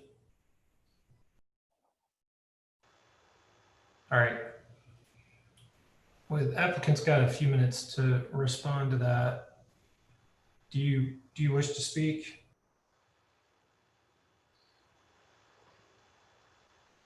Sorry, am I back on? Yes. Okay. After my conversation with Mr. Heckman, he recommended that I speak with the neighbor, and I did walk across the street and speak with the neighbors. Again, there was no indication of any objection, and there was only one neighborhood meeting, and I was tied up, and I was intending to attend that meeting, but just the timing did not allow it. The house that sits on the corner right now is under rehab, and we're at the reconfiguring the framing stage. And deferring it, it's really not very helpful, because by the time the house is finished and listed for sale after being updated and rehabbed, we can be delayed again because of the variance. And if we lose another 30 days, that might throw the whole thing out of being profitable or actually manageable to do, because the house is going to sit vacant for a while. I did not speak with the developer next door, spoke with their architect, but nothing came out of the conversation. I mean, they're putting more unit on their property that I'm, proposing putting on this one, which is single family. Thank you. All right, thank you, sir. What's the will of the commission?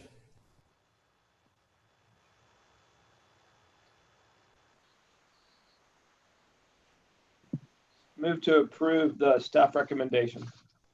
We have a motion to approve, and it has been properly seconded. Any discussion? All in favor, please indicate by saying aye. Bailey, Aye. Ledford, Palmer, Yes. Hyatt, Yes. Barone, Yes. Farmer, Yes. Lehman, Yes. Coker, Yes. Maybe, Yes. Parks, Payne. Yes. Motion carries. Thank you, Mr. Bridger. Next case on the agenda is case 2020-0072. This is located at 5235 and 5243 Old Hickson Pike and 5117 and 5120 Gooden Lane. This is an application to rezone R1 to R3 residential zone. This has a staff recommendation to approve with conditions. Is there any opposition present? There is one person who would like to speak in opposition. Okay, and I'm assuming our applicant's still on the line. Yes. Okay. Mr. Schultz. Yes. This is a request to rezone from R1 to R3, proposed apartment development of Old Hickson Pike and Hickson. The proposed number of acres in this rezoning request is 5.31, with a total unit count of 122, with a density of 23 dwelling units per acre. There are some existing apartments to the south that will be combined as part of this development. That existing unit count is 48 on 2.3 acres. When you combine the two, the proposed R1 with existing development, you have a total of 170 units with a total density of 22 dwelling units per acre.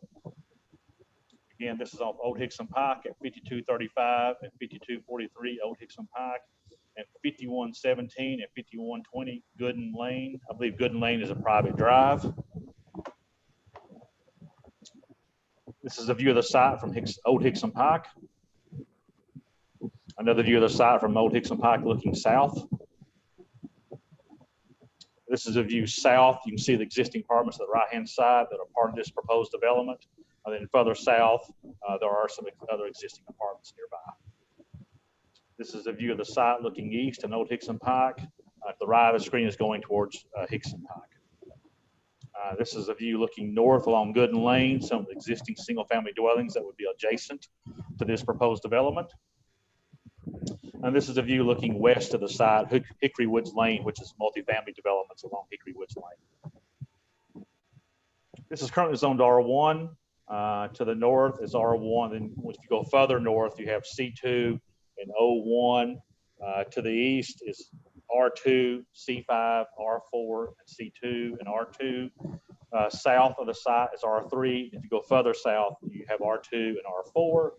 Of course, the west is R2 zoning.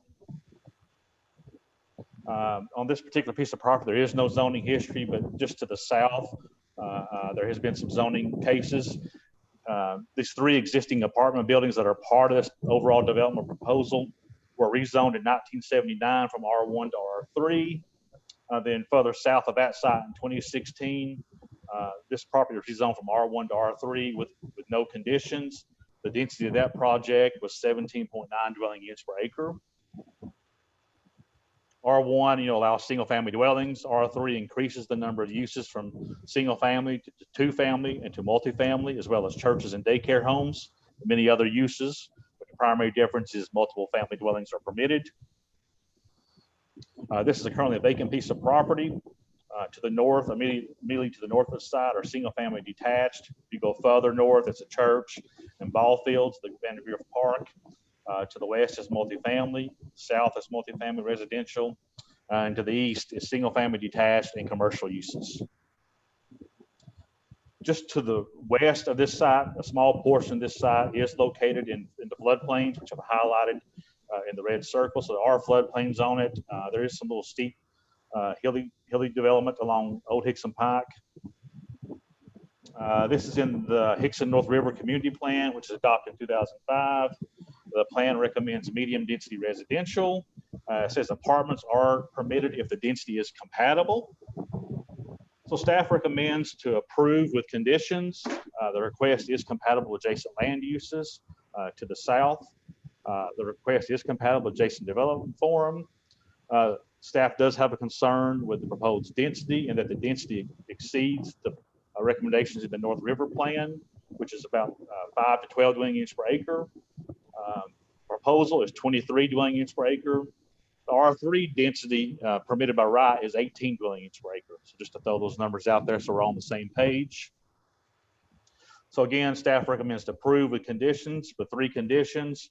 Limit to a residential density of 12 dwelling units per acre. Number 2, a 20-foot type B landscape buffer be provided abutting any single family detached use. Building height shall be limited to 2.5 stories or 35 feet in height for buildings that abut the R1 residential zone. Staff wants to point out if PC goes with agrees to add conditions 2 and 3, probably helpful to specify a distance from this property line. This is the R1 zone property that we're talking about in the conditions. It may be helpful for the applicant as well as Land Development Office to have a specified condition or distance from that property line to where those conditions would apply. But staff recommends to approve with 3 conditions that are shown on the screen. Thank you, Mr. Schultz. Any questions for staff before we hear from the applicant? All right, Mr. Price. Thank you. Appreciate the presentation given by Brian. Let me first start off with the density. Actually, the density that is allowed per acre is closer to about 21.7 units per acre when you do the math. 18 has sort of been a number that's been used in the past, but overall by right, we can put 162 or 115 units, that is, on this proposed 5.3 acres based upon the current zoning regulations. Staff is asking us to go to 64. So basically it's cutting in half. And given the constraints that we're already faced with, a lot of costs with regards to infrastructure and grading. And what I would mention is that the existing apartment buildings, the idea that is to combine these two together, the existing apartment buildings, there are some upgrades that need to be done in through there. So given all of that, the density does become an important component. So if you actually look at the part of the presentation that Brian gave, is as you go from south to north, the density goes from 20.9 units per acre to 17.3 units per acre to now what we would propose. And there should be a site plan, Brian, that we had submitted that maybe you can pull up on the screen that shows what the revised plan is, which calls for a total of 163 units or 115 units to go in on this particular portion of the property to be rezoned. So with that, what we would ask is that we did come up with some zoning conditions trying to meet sort of the requirements that staff has. And so I'd like to read those off there are 5 conditions that we would propose. 1 is there should be a 6-foot vinyl coated chain link fence installed along the northern and western boundary of the site where the development adjoins those properties currently zoned R2 and OI about the stormwater management area. That's the area that is adjacent to Vanderbilt Park. And can I just confirm everybody's own, or I'm being heard? We can hear you. Okay, I just wondered that because the clock stopped on my screen. I don't mind unlimited time, but I'm sure y'all don't want me to have unlimited time. I had to change to show your site plan. Okay, all right, good. Thank you. Then did you just keep that up? I should be good then. All right, B, a 20-foot type B landscape Mr. buffer Price.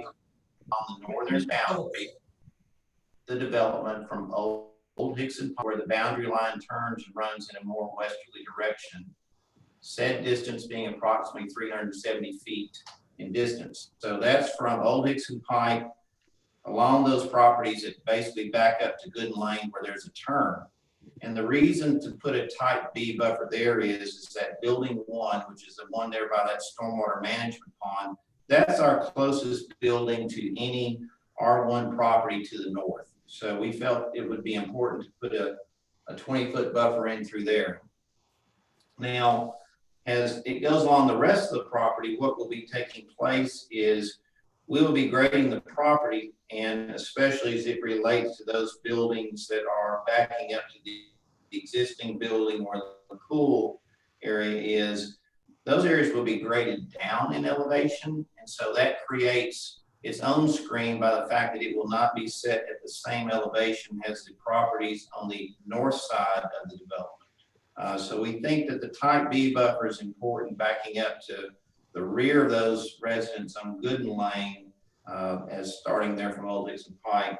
But due to the fact that we'll be grading down on site as it relates to making the elevations work, that one is not necessarily, and if a 20-foot buffer were required, we're no longer able to put the buildings in here. We would be unable to meet the parking and drive aisle widths, especially as it relates to the first long building, number 3, which is the second building on your left as you come in on the driveway. We would also propose that a compactor and or dumpster be located no closer than 30 feet to the northern zone adjoining residentially zoned properties, and garbage pickup to be limited between the hours of 9 to 7 a.m. Monday through Saturday. And the building heights to be limited to 2 stories for buildings 1, 2, and 3, and buildings 4 through 7 shall be 2 stories on one side and 3 stories on the other side. So there's no 4-story buildings, there's only 2 and 3-story buildings. And the last condition would be that no building shall house less than 6 units. And the idea there is coming out of the neighborhood meeting is not to have duplexes be allowed as part of the development, but instead try to keep the development in the buildings as essentially laid out here on property. I would point out that a pool and clubhouse have been included. And again, that's to bring into the existing apartment development that does not have that, to create an amenity for the existing apartments that are trying to be upgraded and pulled into the overall development plan that we have here. So if there's any questions, I'd be happy to answer them from here. Thank you, Mr. Price. Any questions for the applicant before we hear from the opposition? All right, Karen. Mr. Chamberlain, you have been brought into the meeting. You should be able to speak. Mr. Chamberlain? Yes, can everyone hear me? Yes, thank you. Hi, I reside at 5107 Gooden Lane. It is a single lane road, so if there's 2 cars coming by, it's a very private area. I have concerns about the amount of noise pollution and car traffic that will be abutting the houses on Gooden Lane. The way the site plan is laid out, there is the parking and the parking and the drive, the right-of-way is immediately adjacent to a number of homes that headlights, cars starting up all hours of the day and night would be, very disturbing to the neighborhood. The additional traffic on Old Hickson Pike is also a concern for the residents of Gooden Lane, as it is already very difficult to turn out of our road. It is a bit of a blind curve coming northbound on Old Hickson Pike. So these are the concerns that I have. The ability to conserve and preserve the heritage and natural areas in this area is really important to our residents. You know, the addition of the Oakwood Estates apartments that were built in 2018, you can already tell that there's already been an increased amount of car traffic due to those apartments. I can only imagine what an additional over 100 units is going to do to this area. I bought this property as an investment for my future. My family, you know, we welcomed our 6-month-old into the world in November, looking at this place as a quiet, peaceful area that we can grow into, where this plan to build this many apartment buildings in the area immediately goes against everything that we were trying to do. My neighbor, her last name is Gooden. Her family used to own all of this area at one point. She is also very disappointed that you know, this area is being commercialized as much as it is, when it was originally, you know, mostly farmland and residential houses. I understand that this area needs to be developed. I just hope that the Planning Commission will hear the concerns of the neighborhood and move to deny this request and persuade Mr. Pratt and Mr. Price to look into subdividing this area and doing single-family residential houses, as that will increase our property value instead of decreasing our property value, and maintain a level of a peaceful neighborhood as it should be in this area. And with that, I will yield my time. Thank you. Any questions for the opposition before we hear from Mike again? All right, Mike. Thank you. So there will be an increase in car traffic, but Old Hickson Pike is essentially an underutilized stretch of road, C Street here, and so it can handle the additional traffic that will be generated by the development. The property is not suited for single family because it does not have sufficient width to be able to construct a public street and then be able to put single family houses on either side of a road or a street coming through there. Again, what I would go back to is the fact that by doing the development and combining it with the existing apartments and providing amenities that currently do not exist today, we see this as an upgrade to the current buildings and the proposed buildings as a way to upgrade what is there currently and to ensure that it stays that way moving forward by providing amenities that previously didn't exist and oftentimes don't for developments of this size. Typically, you need to be over 200 units thereabouts before you start seeing a clubhouse and pool, but the Pratts are interested in doing a quality development, and we think with the plan is laid out and the conditions that we have proposed, those 5 conditions, we think that this plan will be an enhancement to the area and will be an asset to the community. So with that, if there's any questions, I'll be happy to answer them. Thank you. Thank you, Mr. Price. Any questions for the applicant? Mr. Chairman, I just have a question, maybe for Mr. Price, but maybe also to staff. There's a statement about density in the staff report, and I think Mr. Price in his comments took a different position. I just kind of like to know what's the right answer on what density is actually allowed. Maybe I'll address the question to Mr. Schultz. Is what Mr. Price said makes sense, and would you change your statement about density, or what do you think is the density that should be considered here? To be honest, when Mr. Price was talking about the density, he was cutting in and out. I did not really hear his statement on the density numbers. There's somebody else. Did you hear it, John? Most of it was cutting in and out on my end. I think he was somewhere in between, a little bit still above ours, but I think it was the upper teens, as I understand it, 15 or 16 dwellings per acre. I think the big issue is just transition. And the plan, I think the plan clearly supports moderate density residential. I think the reason we were suggesting a density cap was a way to ensure adequate transition to the single family to the north. I think what the applicant has proposed is some additional conditions to still get the density they're trying to get at, but also create limits in terms of height and handling the landscaping to ensure some kind of transition to the single family residences just to the north. So I think the matter is how you handle transition, because this does begin to transition from this multifamily condition to single family as you move north. And so staff was looking at mainly from a base density limit. So I think what you need to discuss as Planning Commission, your comfort level with the conditions offered by the applicant as it relates to handling that transition.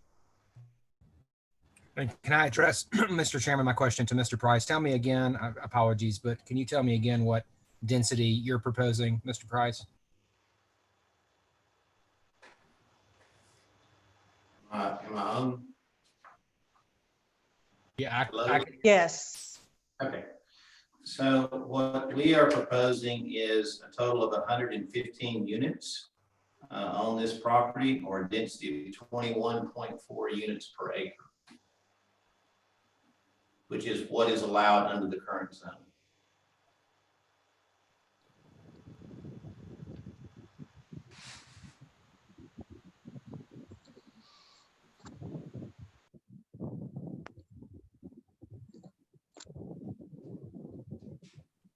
Mr. Price,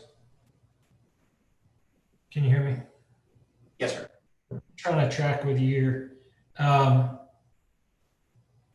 Your current zone is R1, right? Yes, sir. Okay, and you've got 22 acres, right? No, sir. We have 5.3 acres Oh, I'm that sorry. is requested. Okay, I'm tracking with you. So the proposed density is the 22 dwelling units per acre. You've got 5.3 acres. You're saying you can put how many units on an R1 property with 5 acres?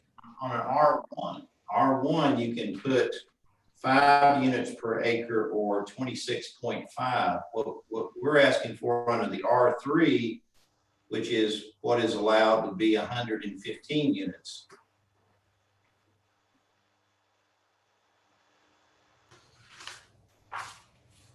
Okay. For some reason, I'm not following you, but I'd like to. I don't know why I'm confused. Maybe I missed something.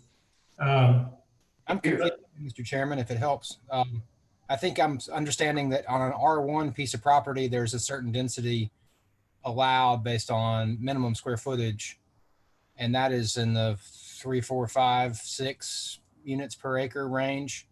And I think, Mr. Price, what you're suggesting is the minimum density allowed in an R3. That is correct.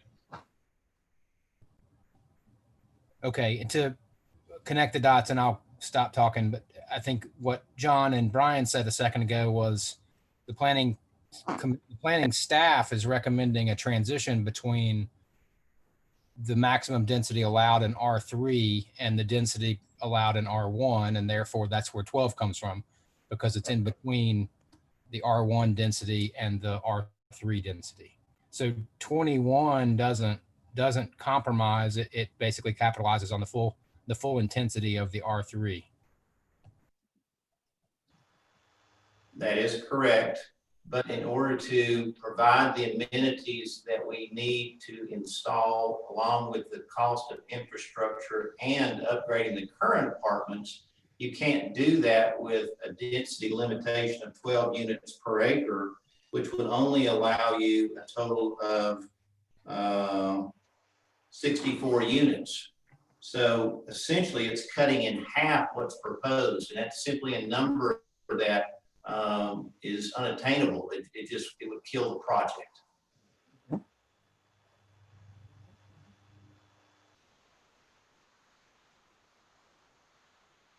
What we believe is by providing a 20-foot landscape buffer along those properties, beginning at Old Hickson Pike to where it turns, and then by the fact that we have a 10-foot landscape buffer, but we have dropped the elevations of the buildings along the rest of the properties that abut us, which are only 2 properties that have residents own those, and the buildings are stepped further back, we think that achieves essentially the same thing as it relates to providing additional screening and buffering for those residents to the north.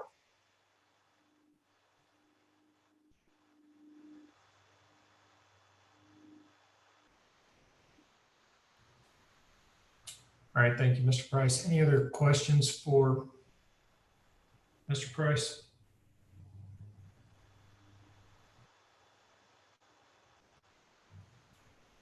Mr. Schultz, can you read off those proposed conditions again for us?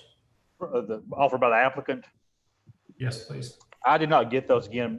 All I could hear on my end was seemed like he was cutting in and out on some of it. The only ones I did get were a 20-foot buffer along the R1 section for a certain distance, a 6-foot tall vinyl coated chain link fence along the R1 abutting property, dumpster to be located no closer than 30 foot, and pickup service between 9 to 7 on Monday through Saturday.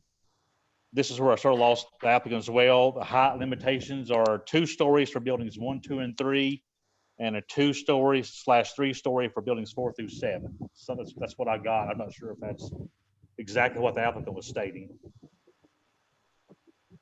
Mr. Price, do you have anything to add to that? Basically, that there are 5 conditions. 6-foot vinyl coated chain link fence is there along the western property, basically backing up to Vandergrift Park. And so it states there should be a 6-foot vinyl coated chain link fence installed along the northern and western boundary of the site where the development adjoins those properties currently zoned R2 and O1 about the stormwater management area. So that would be condition 1. Number 2 is a 20-foot type B landscape buffer shall be provided as shown along the northern boundary of the development from Old Hickson Pike to where the boundary line turns and runs in a more westerly direction, said distance being approximately 370 feet. Condition 3, compactor or dumpster shall be located no closer than 30 feet to the northerly zone adjoining residentially zoned properties. Garbage pickup to be limited to occur between the hours of 9 a.m. to 7 p.m. Monday through Saturday. 4, building height shall be limited to 2 stories for buildings 1, 2, and 3. Buildings 4 through 7 shall be limited to 2 stories on one side and 3 stories on the other. And no building, number 5, last condition, is no building shall house less than 6 units. Thank you, Mr. Price. Could I offer a thought maybe to simplify that a little bit, just for if it helps? Mike, in terms of getting to the height limitations, could we just say that within a certain distance of that northern property line, buildings not to exceed 2 stories? Because my worry is that otherwise we get to attaching a site plan to an ordinance, which is problematic when you get into permitting.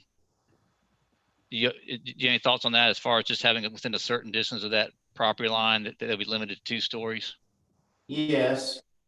Yes, I could amend that because essentially it's the first 3 buildings are where we're 2 stories, again, trying to limit the height and the mass closest to where those properties that have houses on them adjoin us. So the first 3 buildings. So essentially the distance from the end of building 3, the western end, back to Old Hickson Pike, if you'll give me a minute, I'll come up with that number and we can put that as an amended condition if you like versus the other on the building heights. I'm just trying to avoid attaching a site plan to an ordinance, which gets right. We would limit the height 400 feet off of Old Hickson Pike to 2-story buildings only.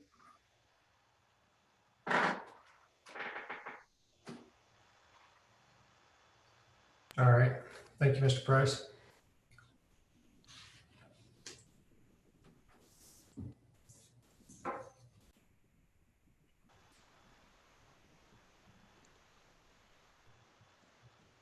What's the will of the commission?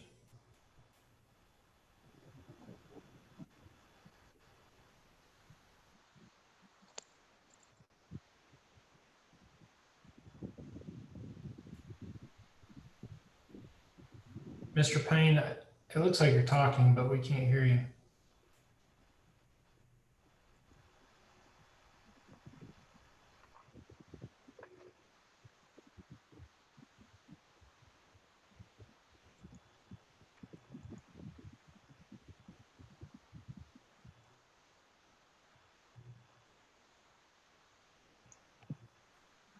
Mr. Payne, there Here you we go. go. I got it. I think I did.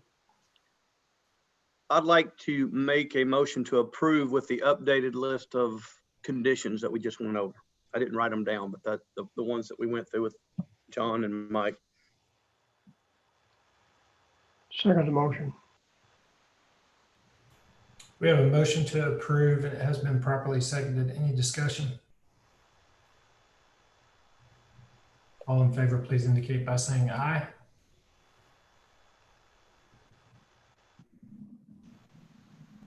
Mr. Bridger.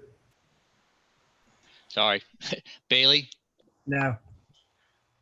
Ledford. I think Ledford may have left. Palmer, No. Hyatt, No. Barone, Yes. Farmer. Yes. Okay. Lehman. Yes. Okay. Is Bankston able to, is he on our list, Karen? We might have I've a not question. seen a chat from him. Okay, just can you monitor that? Coker, Yes. maybe? Is maybe still on? I do not see him on. Okay. Payne. Yes. Okay, passes 6-3. Or 5-3, I'm sorry. Sorry, Mr. Chairman, couldn't get it on for a second. I'm a yes as well. Okay, that's 6-3. Thank you, Mr. Bridger. Motion carries.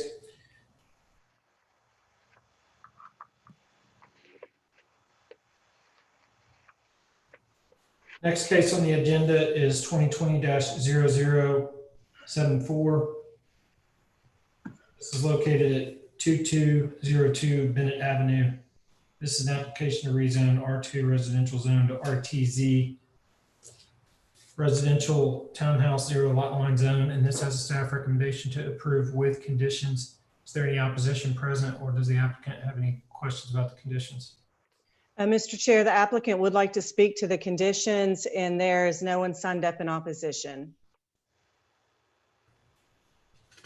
I am going to,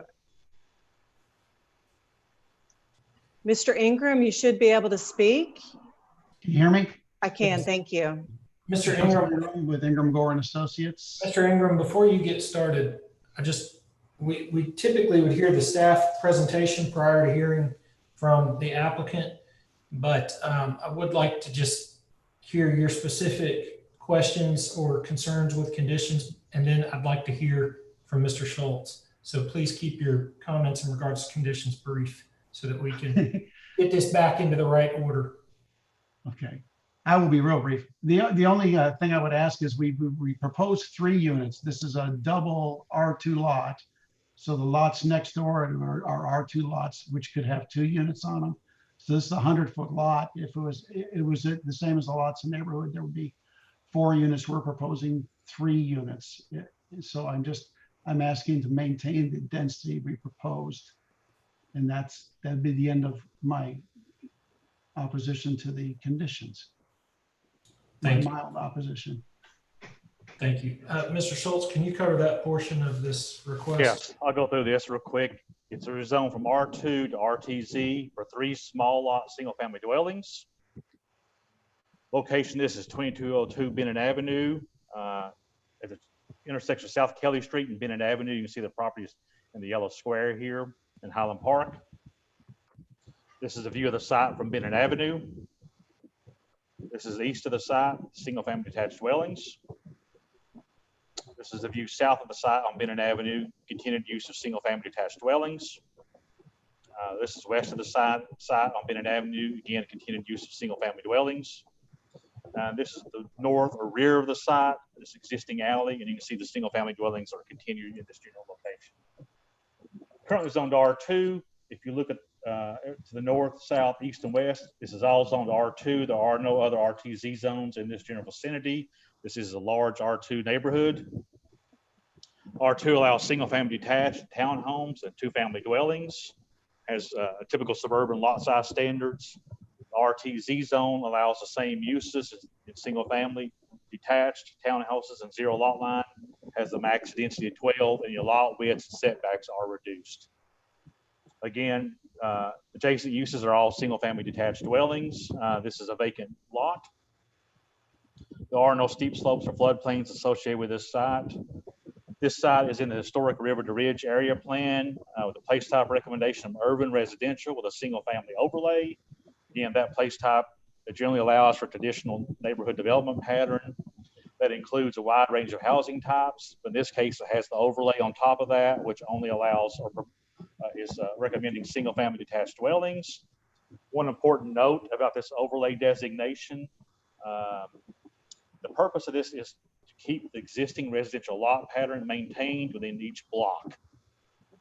So if you look at this site plan submitted with the applicant, the request is compatible with the adopted historic River to Ridge Area 3 plan. The proposed request is compatible with adjacent land uses. However, in order to maintain the block and development form in the neighborhood, it is encouraged that off-street parking be provided via the alley to the rear and should be limited to 2 single-family detached dwellings only to maintain the existing lot pattern. If you look at the site plan submitted with the application, these 3 lots are about 33 foot in width. The other lots nearby across the street on either side are a minimum of 50 foot. So this would change the historic pattern that you typically find along Bennett Avenue. Again, going back to the land use plan, it says the intent of that place type is to maintain the residential lot pattern within each block. So therefore, that's why staff recommended to allow or put a condition on it of 2 structures only that would maintain the similar lot pattern that exists along Tennessee or Bennett Avenue. Here's a closer view of the site plan and what that would look like. Mr. Schultz, what was staff's thoughts on why the parking being located in the rear or access to these properties from the back? Why was that not considered a condition? We have moved away from that. That's more of a design element. We're trying to move away to more of those design related conditions and sticking more to conditions that are related to public health, safety, and welfare. So that's why it's a note that we're encouraging that alley be used and no longer as a condition. Understood. Mr. Collier, I'll just add one other point. If this was in the urban residential place type, without the overlay, this would be a no-brainer in terms of a lot configuration. But just remember, the whole point of that urban single-family overlay was to maintain the lot pattern. So it's not as flexible as the urban residential place type. Yes, and at one time, this was 2 lots. The developer or property owner at the time combined these 2 lots into 1 lot. But during that time, those existing lots mirrored that same lot pattern that you would have seen along Bennett Avenue, which is 50-foot wide lots. All right. Mr. Ingram. Thank you. Like I said, I just was saying with the R2 lots beside us, there could have been 4 units on here. And there's somebody down the street developing a really large development. I think it's going to change the lot pattern in the area. And I think we're just probably have the misfortune being first. But I'd say if you see who's the landholders are beside us, they're gonna, it'll be the same thing. I think people are gonna be asking for the same type zoning once everything else in the neighborhood shakes out. That'd be the limit of my response. That we could have had 4 and we chose 3 if we'd been in the R2. Can staff clarify something like that real quick, Mr. Chairman? This is one existing lot. It's not 2 lots. So in theory, as it stands today, you can only get one structure with 2 units on it. Sure. All right. Any questions for the applicant? Any questions for staff? What's the will of the commission?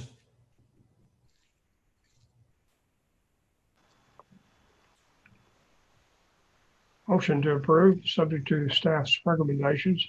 Second. So Mr. Coker had a motion to approve. Who had the second on that? Todd Lehman. I did. Thank you, Mr. Freeman. We do have a motion that has been properly seconded. Any discussion? Mr. Farmer? It's right here. All in favor, please indicate by saying aye. Bailey, Aye. Palmer, Yes. Hyatt, Yes. Barone, Yes. Farmer, Yes. Lehman, Yes. Coker, Yes. Maybe, Yes. Payne. Yes. Motion carries. Thank you, Mr. Bridger. Next case on the agenda is case 2020-0075. This is located at 1001, 1003 Beach Street. And this is an application to rezone RTZ residential townhome zero lot line zone to UGC urban general commercial zone. This is a case that has a staff recommendation to deny the applicant's request and recommending to approve lifting the conditions. So I'm assuming we've got the applicant on. Is there any opposition? Mr. Chair, we do have the applicant. We have two people that signed it up that asked to speak in support. Normally, we would defer to the applicant for that. So just so the applicant knows, we have a Matt Stevens and a Graham Harrell that have signed up in support. And if the applicant would like me to, allow them to speak on his behalf, I can certainly do that. Otherwise, when time, I will bring Matt Lyle in to speak. But other than that, we don't have anyone to speak in opposition. Thank you, Karen. All right, Mr. Schultz. Yes, this is an interesting case. It's a request to rezone from RTZ with conditions to UGC. Proposed use is townhomes. This is in the Highland Park neighborhood. It's approximately 0.20 acres in size, with 4 units being proposed with a density of 20 dwelling units per acre. Again, location of this request is in Highland Park, just north of the Bennett Avenue and Beach Street intersection.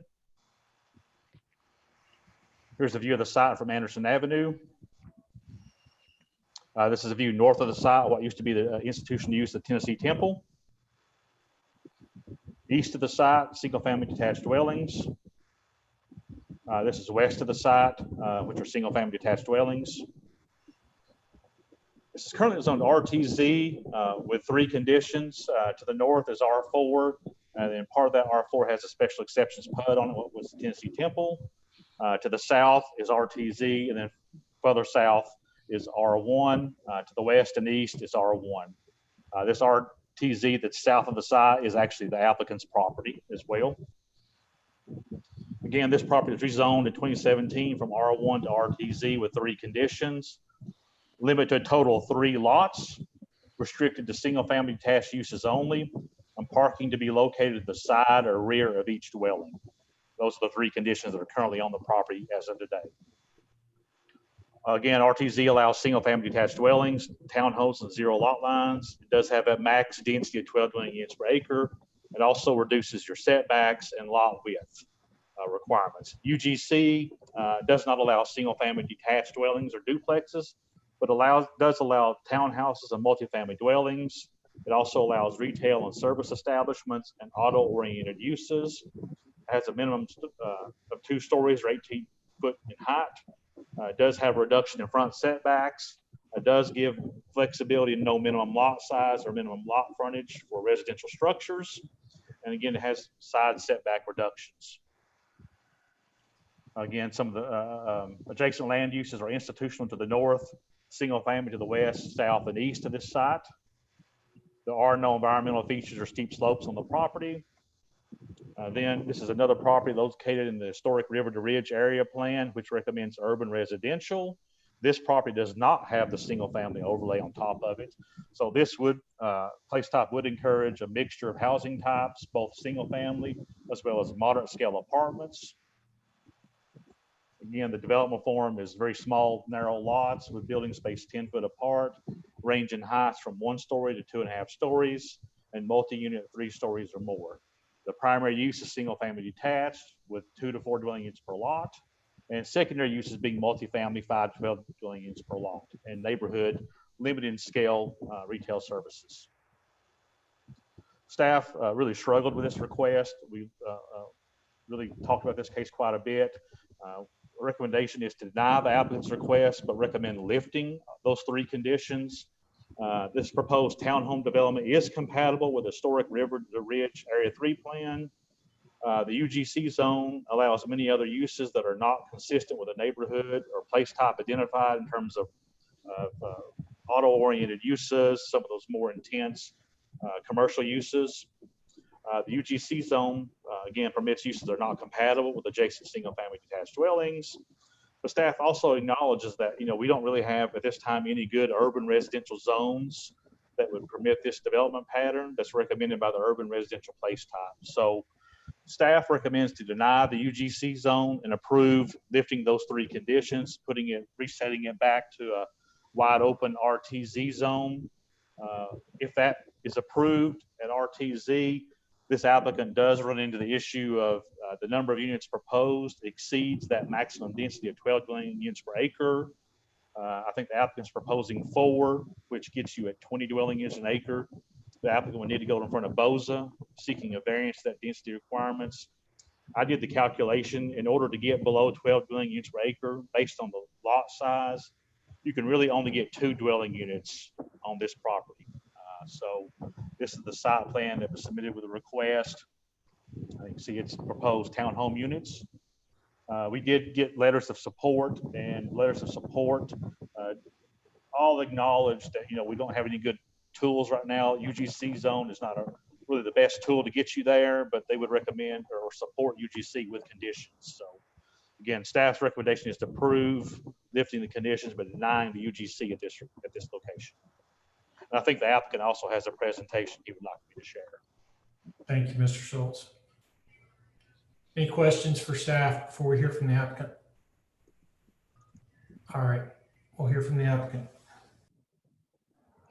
Mr. Chair, Matt Lyle is on. The applicant should be able to speak. Mr. Lyle, I will note that there are 4 people that have acknowledged they would like to speak in opposition: Daniel Heckman, Graham Harrell, Matt Stevens, and Jay Martin. So if you want me to unmute them, they will be, taking your time in presenting the case. I can unmute them. Just let me know who you'd like. Yeah, can you hear me? Yes. Just a point of clarification, I think you said that they were speaking in opposition. No, I'm sorry, in support. Yes. Thank you. And yes, thank you. Also, Brian, I think for the purposes of out of respect for the commission's time and the time of my neighbors who have hung on this to speak, I don't think going too far into the slideshow is really all that necessary. I really appreciate staff working with me on this. It is a very kind of strange request. We're driving at missing middle housing. The next slide, please. This is the existing kind of configuration. Next slide, please. This is currently, the form of this is 100% allowed. This is what RTZ currently allows based on the setbacks and what Brian was alluding to with the 2 units. And then the next slide, from a formal standpoint, I'm not changing anything other than the number of doors allowed by this. I'm trying to keep the historic density in terms of the way that it appears from the street. Again, my home is the very small piece right there behind it. And we don't have to go any further than this, Brian. This is fine. But I just want to make everyone aware that the part of what's driving this is that the 2 blue units on that are intended to be sold. This is going to be an HPR, and I intend to sell those 2 units for an amount that's affordable for anyone in the 90% of adjusted median income category. So 50% of the development is intended to be for below AMI, because that's a problem that we've seen in Highland Park is people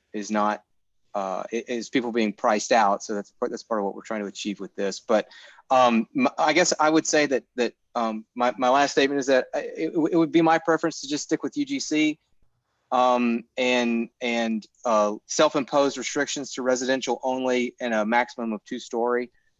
just so that we don't have to go through BOZA. That's, and then I'll yield the rest of my time to my neighbors. Okay, Mr. Lyle, should I just put on, Matt Stevens has his hand raised, or should he be next? Yes, please. And I think Graham has dropped off. So I Okay. guess Matt and then Jay and Okay. I will start with Mr. Stevens, and then I'll add on Jay Martin and Dan Heckman. Hello, I want to thank you very much for listening to me. So I lived in Highland Park for the last 7 years. I've seen it change quite drastically in that time. I want to say that we are in desperate need for more affordable housing, both for purchase and rent.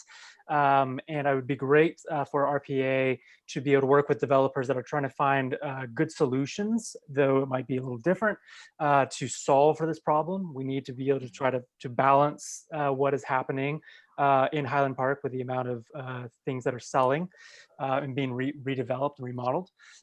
We'd also like to see more density, and I think you guys have heard both of those, which I've been a part of the Area 3 planning from the get-go. You've probably had your ear talked off about affordable housing and getting more density for retail and such. And so, and I would echo the sentiment for adding conditions for UGC, though I don't think it's completely out of the norm in that area, seeing what is in that area.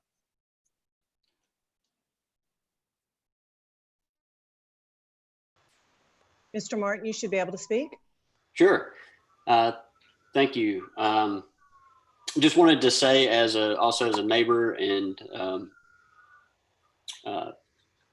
that we're in full support of this project. And I think the really important thing to note is that the UGC with conditions is the only thing that we can do to get this project or projects like this to come to fruition.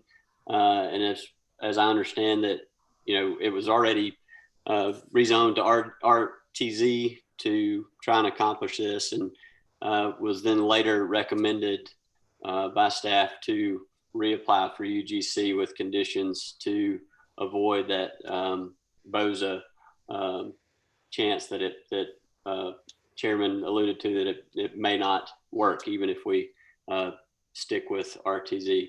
So I just want to say, from neighbor perspective, we're in full support of the project. Okay, and Mr. Heckman, you should be able to speak. Yeah, I have the same sentiments as my other neighbors on behalf of the Highland Park Board. I mean, Mr. Lyle came to our neighborhood meeting and presented his plans, his project for this parcel, and it was widely received with approval from neighbors. The concern is not having the right zoning tool for this, and UGC is not the perfect zoning tool for this.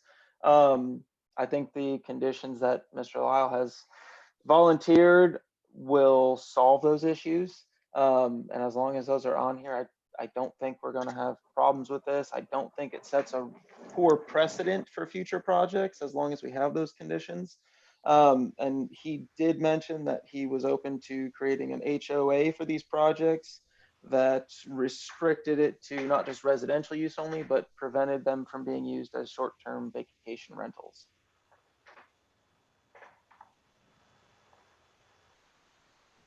Is that all we have, Karen? That's all I have. All right, thank you.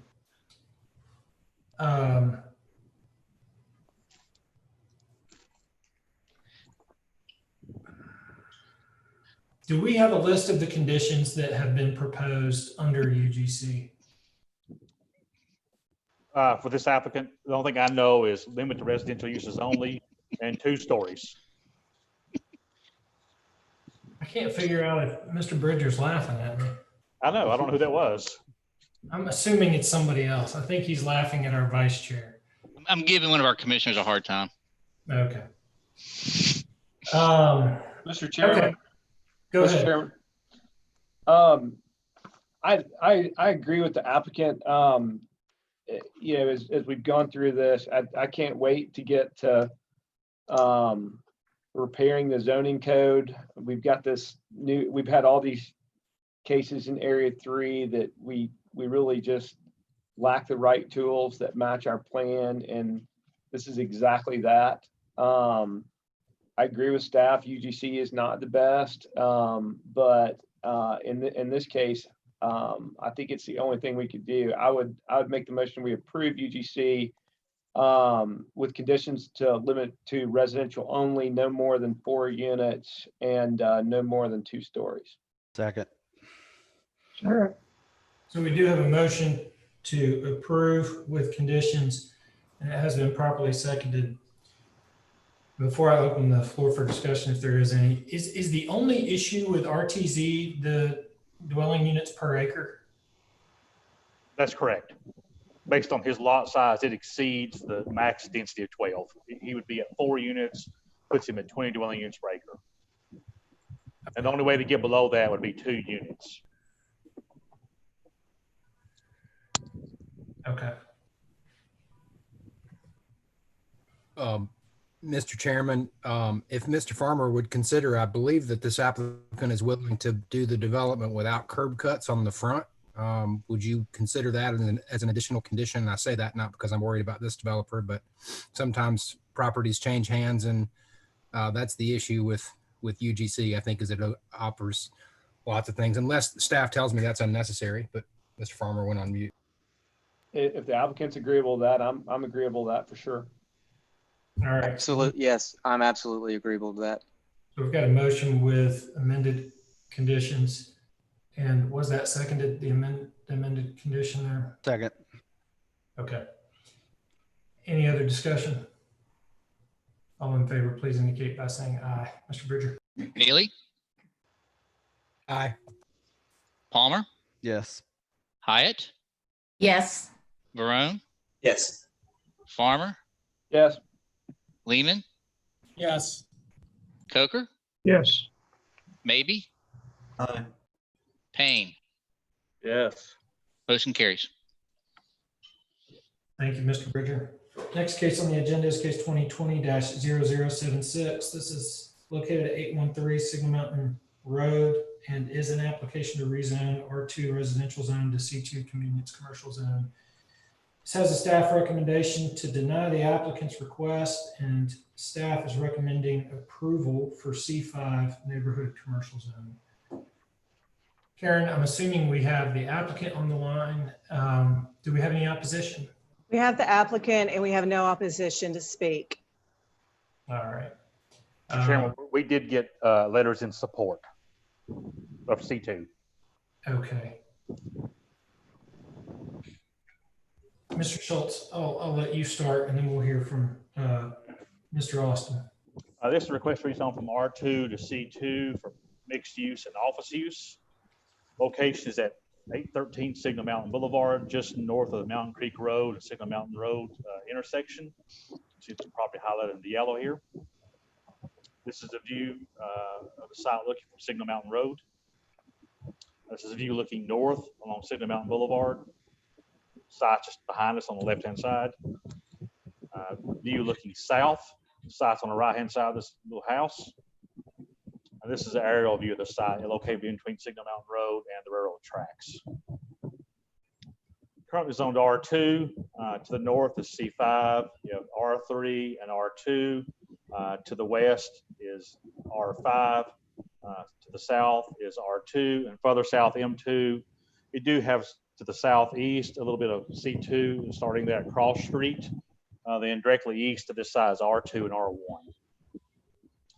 There is no zoning history on this site. However, the property to the north was rezoned in 1982 from R2 to C5. And then R2 allows single-family detached, townhouses, and zero lot line dwellings. The C2 allows dwellings, retail and service establishments, auto-oriented uses, offices and hotels and motels. Here's the side, it's single-family home as well as vacant land. To the west is single-family detached. To the south is single-family detached dwellings. And to the east, across the right-of-way, is single-family detached dwellings. The commercial uses are just further south. There are no environmental features in terms of steep slopes and floodplains on this particular property.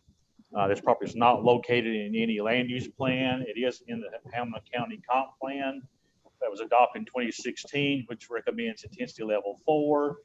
These are areas classified in close proximity to major intersections, an intersection of major minor roads, and are moderately to substantially populated and developed. So staff recommends to deny the applicant request and recommend approval of C5. The request has the potential to introduce nuisances to existing residents that are adjacent to the site. The site's located between the active rail line and a minor arterial, is an appropriate location for mixed use commercial development.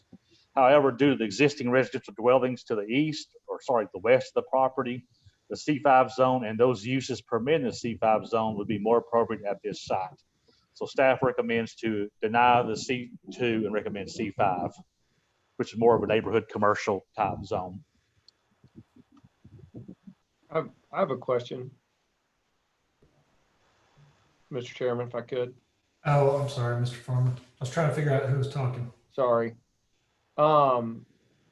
Due to the existing residential dwellings to the west, is that the ones where there's a train track in between? Yeah, I think so, Mr. Farmer. Let me go back and look. There's a I train think there's track. also there's a dwelling just to the south of this property too, though. They're south. And right. I'm sure the applicant will talk about that, but I was just, you're talking about the nuisance to the west, and I was just making sure I had my bearings. Correct. It's to the west. One with the train track in between. Okay, thank you. You're correct. And as a matter of fact, this single family home that's sitting to the south, they are the ones who wrote a letter in support. All right. Any other questions for staff before we hear from the applicant? All right, Mr. Austin. Can you hear me? Yes. Okay, thank you all.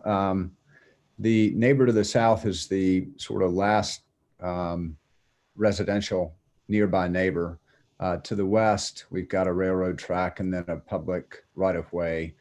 It's 70 to 80 feet before the first property line and over 100 feet, I think, to the first front door. So what we'd like to do there is sell bulk landscaping products, mulch and topsoil, things like that. And so as a result, the C5 doesn't allow it. I spent a little bit of time talking to some zoning people and RPA people before we made application. And it seemed like the direction I was led to go down was C2. We've got 30,000 cars a day in front of it in a 7-lane. And again, the neighbor just to the south has lived there quite a while, but he's in full support for us to go C5 or C2, excuse me, for us to go C2. So I'd like to request C2, which was my original application, instead of C5. All right, you've got 6 minutes and 40 seconds left. That's it. That's all I have to say. All right. Are there any questions for the applicant? I have one. Mr. Austin, if we were to give you a C2 zoning, would you accept any conditions on it? It sounds like you've got a specific business there. Mm-hmm. Yes, I do. I guess it depends on what the conditions are. I think that the gentleman that lives directly next to it, as well as the next neighbor down, both eventually, are going to want to go with a commercial type use for their properties, whether they sell it or do something themselves. And so I think the trend sort of is in favor of not having conditions on it. But again, I guess it depends on what those conditions would be. Thank you. Thank you. All right, so we've heard from staff and heard from the applicant. If there's no further questions, I'd entertain a motion.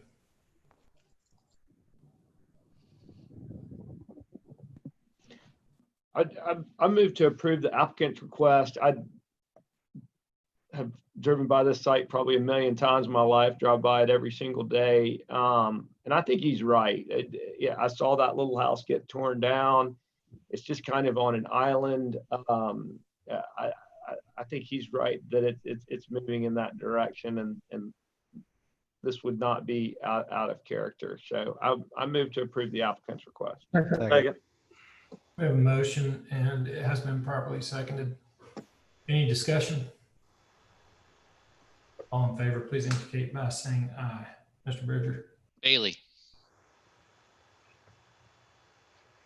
Bailey. Okay. Palmer. Yes. Hyatt. Yes. Barone. Yes. Farmer. Yes. Lehman. Yes. Coker. Yes. Maybe. Maybe. Yes. Okay. And Payne. Yes. Motion carries. Thank you, Mr. Bridger.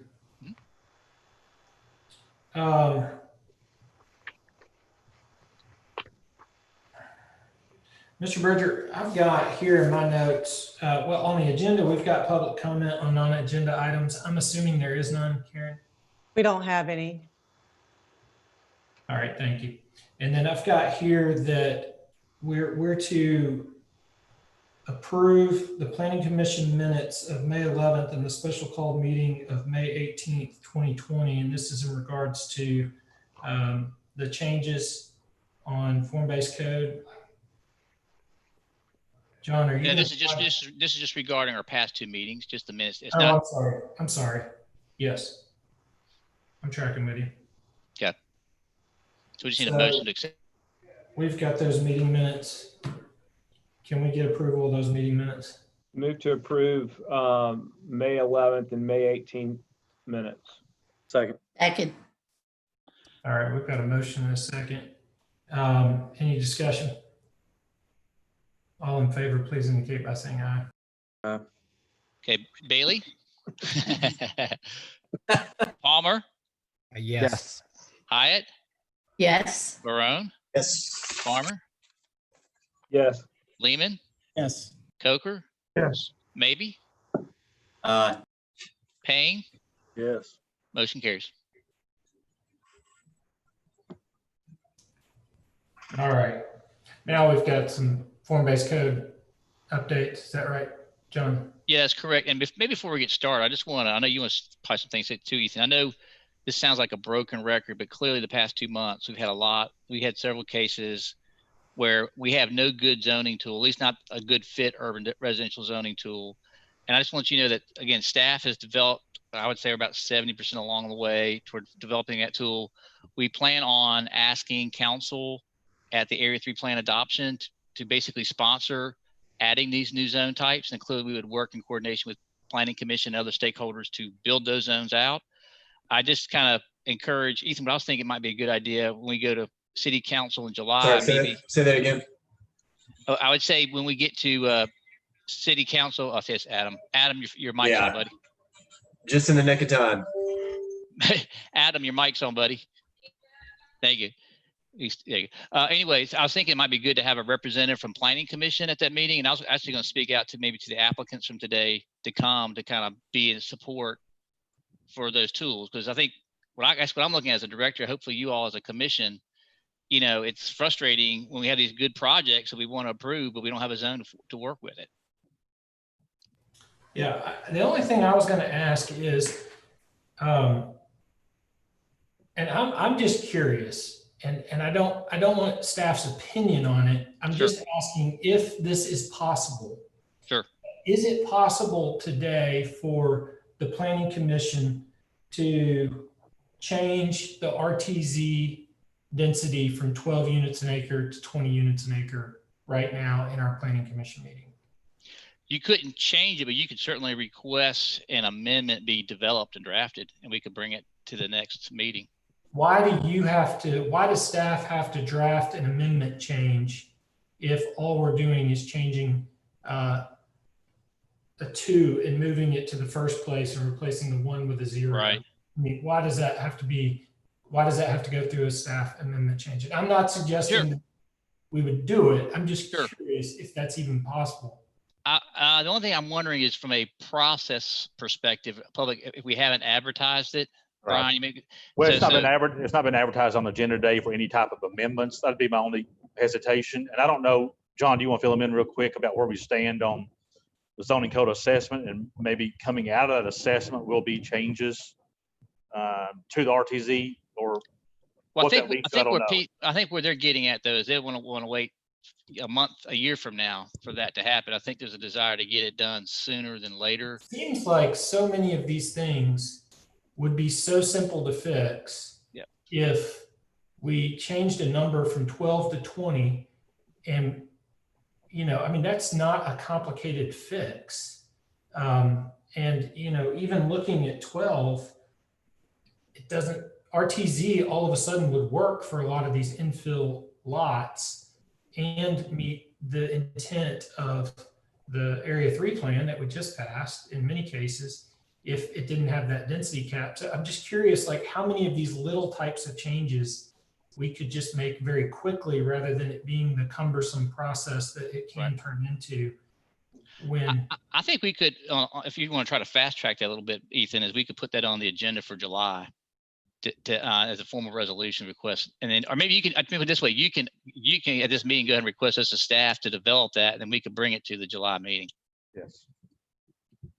I think at a minimum we need to look at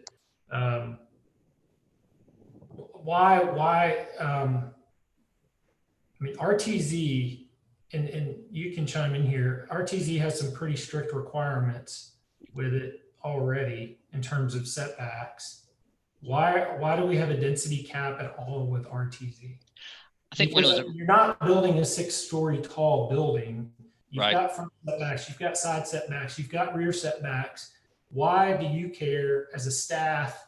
And then why would the public care?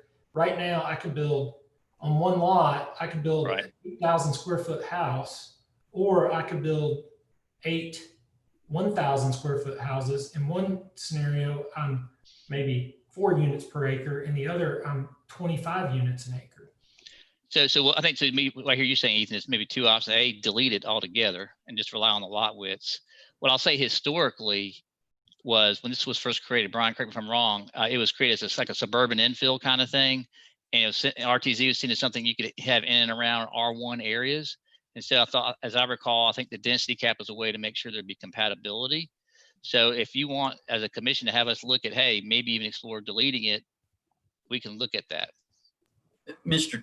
Chairman, if I may, just like to say, I agree wholeheartedly with what your statements there was. I would personally like to see the staff look at both options and bring those to Planning Commission next month for us to consider at that time. And if you'd like a motion, I'd be happy to do that at this time. Thank you.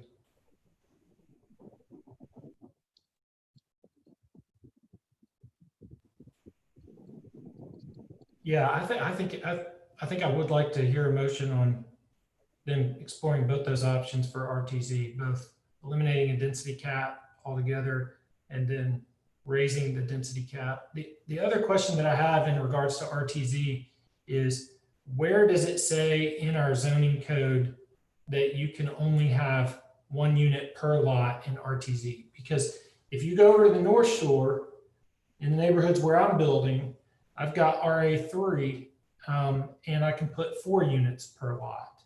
Then you come over to the south side and you don't have form-based code and you're using RTZ and you're limited to 1 unit per lot.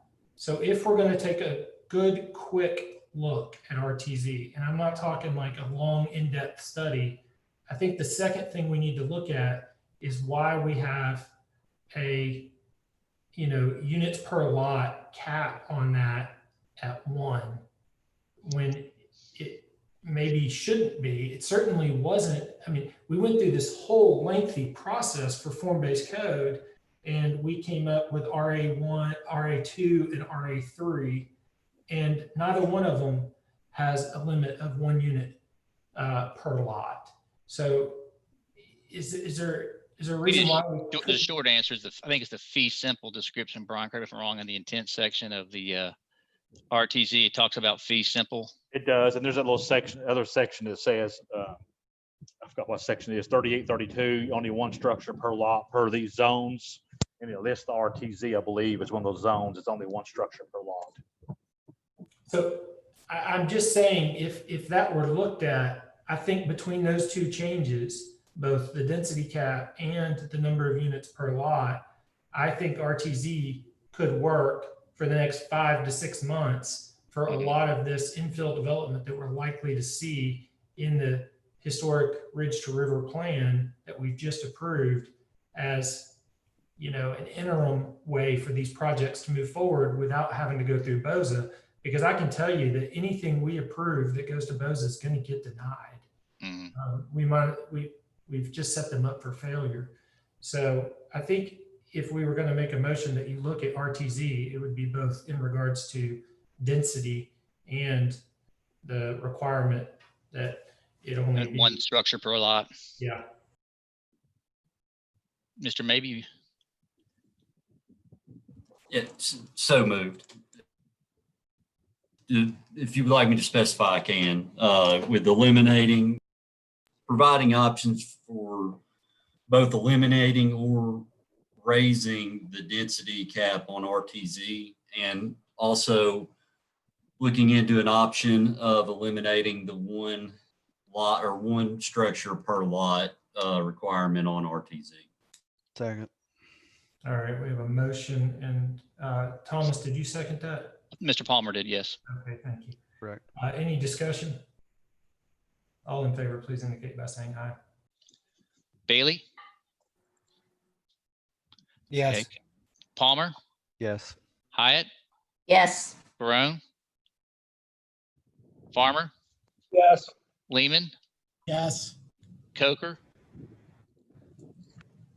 Maybe? Yes. Payne? Yes. Ethan, you probably want to vote on this one, don't you? Yeah, motion carries. Thank you. Hey, Mr. Chairman, this is Brian. Can I clarify real quick? RTZ has the inside the urban overlay and outside. Do you want us to look at both or just look inside the urban overlay? So just look at the RTZ in general. I think RTZ in general for sure. Okay. But I think it's worth noting, you know, differences between inside the urban overlay. I know you have RTZ inside and outside. Right. But, you know, in regards to the single unit per lot, it doesn't differentiate whether it's inside or outside. And the dwelling units per acre does differentiate? It does. It's 8 outside the urban overlay and 12 inside. Okay. And the RTZ is also, is it the same zone in the county? Yes, but it doesn't have the density max, I don't believe. I have to look at it. Okay. It doesn't have the inside and outside either. Okay, but if you were to recommend a change, would it be both the cities RTZ and the counties, or just the cities? Just the cities at this point. Okay, that's all I'm talking about. So I just want to make sure we didn't complicate it by talking about the county's RTZ. No, let's just be the city. Got it. I believe that was the intent behind the motion, was the city. It was. It was. Mr. Chairman, how much of that River to Ridge area is in the urban overlay zone? Brian? I'd say, well, pretty much all of it, right? I would say good. Very little is outside. As far as the area 3 is almost all in the overlay. The overlay is bigger than that. The overlay goes to the North Shore and basically all over the base of Lookout Mountain. So think between Missionary Ridge and Lookout Mountain, including the North Shore. We can look at both while we're at it. Thank you. All right. You want me to get to the form-based code edits? Yes, please. I'll try to be fast. I need to share my screen. So Karen, you want to give me permission to share my screen?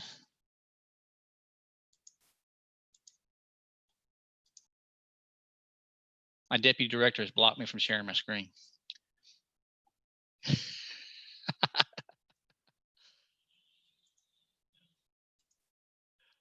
Yes, you should, John, you should be able to share. There you go. Thank you. All right. I'm going to get, this is just going to be giving you an overview of the edits that are coming to you for action in July. So I'm just going to kind of give you an overview and note that you'll be getting the full list of edits sometime next week. And I'll be happy to sit down with any of you one-on-one if you want a detailed walkthrough, but I'm just kind of giving you, kind of preparing you to receive the full list of edits. As you know, this is something we do every year to consider edits after review of prior cases and how it's working or not working. What are some tweaks that we need to make sure the form-based code works like it should. So I'm going to give you an overview of the approach, overview of a process, and some of our proposed modifications. So really, this year's changes really had focus on these 5, particularly the first 4, I would say. One is to minimize the number of cases going to form-based code committee for variances. Second, to improve the review process. Third, to eliminate portions of the code that were inhibiting flexibility in design. Fourth, to modify language that was causing confusion or provide greater clarity of intent. And then finally, to incorporate some new standards. Just to give you a kind of overview of the process, we started this actually back at the early part of this year. We distributed a survey to all the folks who had gone through, had submitted a project for review in the past year and a half. That was done by LDO. Based on that feedback, and also we met with some architects working in the area, some builders working in the area to get a feel for what were some of the challenges. From that, we compiled a list of proposed code changes in February. We did a public open house on those changes in March. After that public open house, we had a presentation to City Council. Actually, we did it on 2 different occasions, once in April, once in May. And now we're here with you all in June to give you an overview of those changes. There'll be a formal hearing and action in July, with council taking action in August. So just to give you kind of an example of some of the things we're proposing. One, to minimize the number of cases going to the form-based code committee for variances. One of the things we heard is that there's an upper story requirement for the minimum percentage of openings on that front facade. Originally stood at 25%, and some folks who are doing particular residential projects on upper stories needed some more flexibility to drop that to 20%. So what we did is we just proposed an amendment to the code to drop that down to 20% to, again, minimize some of the variance cases that were going to form-based code committee. The second was in particular a big item. Looking at some of the past variances and, again, talking to stakeholders, there were a number of cases for small projects that were having to go to form-based code committee to get exceptions to an interior landscaped island. It basically could not make the parking numbers work and provide the interior landscaping. And so what we recommended doing was beefing up that exemption for providing interior landscaped islands from 10 spaces, which it currently is at, to 20. So basically we doubled the size. So anybody who's doing a small or medium-sized project, you would not have to do interior parking. Now you still have to do your perimeter, you continue to do your streetscape, but you just wouldn't need to do the interior parking lot landscaping for that. The third item dealt with maximum story heights. Again, this had to do with building design, when particularly 4 stories and up. Depending on the kind of structure you're building, you might be able to construct a 4-story building, but you cannot meet that maximum height, because there's a requirement for number of stories and a maximum height. So what we did to provide some more flexibility there is just increase those maximum heights by 10 feet for each of those stories in the code. Then on the review process, what we tried to do there is, again, help clarify what requires neighborhood review and what doesn't. So we've had situations where somebody's either changing a use or doing some minor repairs and still had to have a neighborhood meeting. We wrote a change that basically excluded interior build outs and change of uses from having any kind of a neighborhood review meeting. Similar to this, we changed the title of neighborhood review to neighborhood input. I think there's a misconception that when people were having these neighborhood meetings, that it was an approval process, and that was not the purpose. The purpose was to inform residents about what was happening, and they could certainly provide input, but it was not a formal review or approval type meeting. So that's a change in title there. Another big change was the structure of the form-based code committee. And I'm going to jump to this next slide to show you kind of, in the past, as you know, there's been some trouble having quorums for form-based code committee members, and that was part due to trying to get people who met the requirements to fill the slots. And the old version, not only did you have these 3 different types of people, you had your architect, urban designer, landscape architect, your developer, realtor, banker, your property owner, resident, business owner. Those top 2 also had to have a resident or property owner who is also an architect and urban designer, a resident or a property owner who is also a developer, realtor, or banker. And that created problems with finding folks to meet all those qualifications. So what we did is simply simplify it and took that yellow piece out. So you still have those property owner, resident, business owners, but it's part of that last set of 3. So that way, again, we're not having trouble filling these open slots in the form-based code committee. looking at portions of the code that were inhibiting flexibility in design. A couple things we're deleting. There's others that are deleting in the code. I'm just giving you some highlights of those. One was to remove requirement we call for building articulation. So if you think about if you look along a street, a vertical building plane, there's a standard that says for every 100 feet, you have to have this 2 portions that kind of change the vertical face to give some variation to that facade. We got a lot of feedback that was really too minutia in design control. It was not necessary for creating basic urban form. So we took that, recommend taking that out. Similarly, there's a standard for a minimum ground floor elevation for single family townhouse type structures, where it has to be 16 inches minimum or 5 feet maximum. There are examples already being built of residential structures that are at grade that people enjoy. There's also, we heard feedback from the builders about ADA accessibility for senior residents. They may not want to have that ground floor elevation above grade. So that's being proposed to be taken out. Again, trying to do some cleanup in language. We're replacing lot frontage with building frontage. The standard that it speaks to says there's a minimum percentage of the lot area that has to be occupied by a building. Well, when you use the word lot frontage, it kind of gets confusing to mean lot width, and that's not what that standard is about. It's about building frontage. So we're just changing the title to line up with the standard. We also added some language to clarify when a parking lot needs to comply with landscaping standards. There's been some confusion in terms of staff and trying to enforce the standards about when you improve a parking lot, at what point do you need to landscape it? So there's some language added there to be clear about when you have to landscape a parking lot if you're adding gravel or resurfacing it. There are some new standards. I think 2 items in particular. There's one for a minimum impervious lot standard that basically sets a minimum impervious surface area of 20%. This would not be in the downtown context, but in the urban and urban edge context. And this is coming from the LDO office and engineering to basically support our stormwater infiltration needs surrounding downtown. And there was an increase in the landscaped island area, basically from like 200 square feet to 243 square feet to promote survivability of the trees. So that's an overview of just some of the standards. What you'll be getting is a document that looks like this. There's about 26 changes in all, but it'll give you a number, a section reference. It'll describe what's being changed and some notes about the kind of the thoughts behind the why for that change.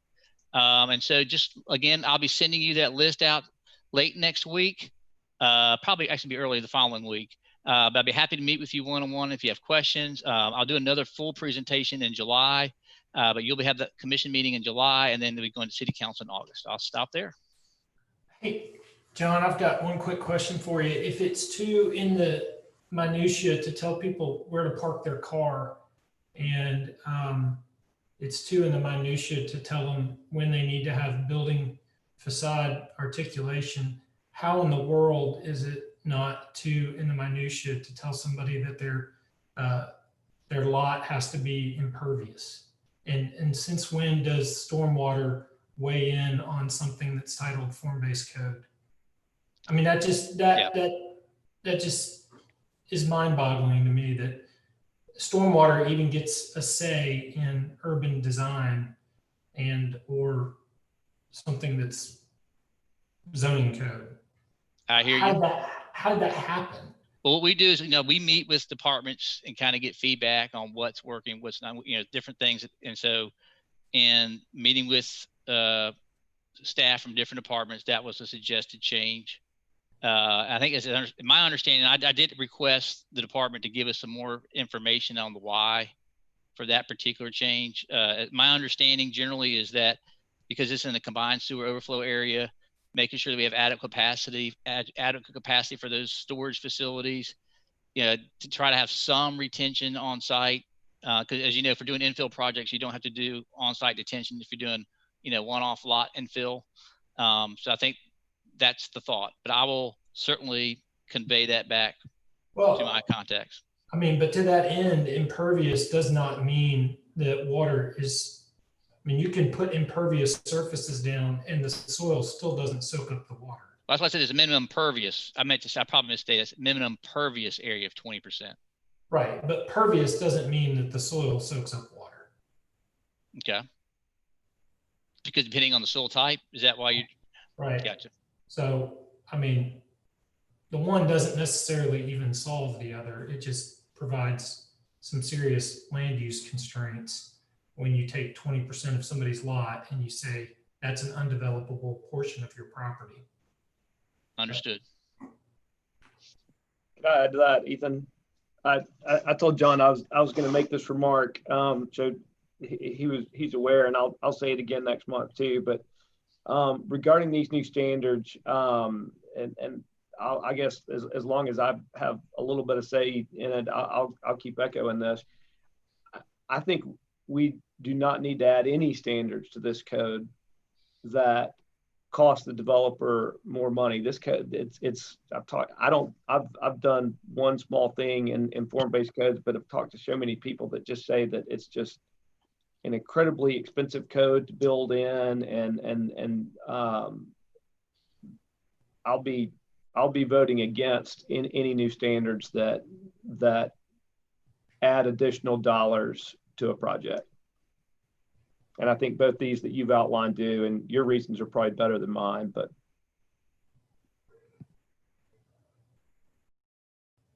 Understood. All right, John, anything else? Anybody else have anything they want to say? I wanted to one quick update, just so you all know, not that you got enough on your plate, but we are going to have a brainstorm session with you in July, at the end of our meeting in July, to talk about our existing zoning code. I think some of it we already know, the urban zone tools. But Karen Rennick is going to be doing a brainstorming with you all about, so just be giving some thought about, she may send you some questions about what, from your perspective, what's working, what's not with our Chattanooga City zoning code. Karen, did you want to add anything else to that?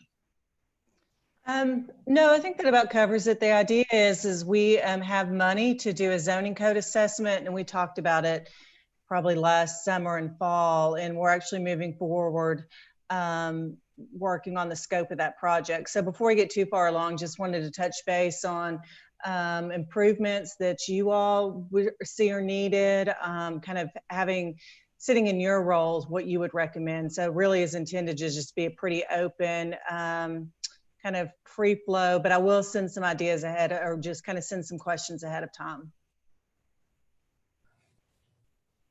That's great. That's all I got, too. Thank you. If there's no other business, I'd entertain a motion to adjourn. I'll give a motion to adjourn. Let me just say thanks for the vote of confidence. I should have said it earlier. Ethan does a tremendous job as chair, and I can't live up to that, but I'll try to step and do the best I can when I have to. So thanks for that vote earlier. I make a motion to adjourn.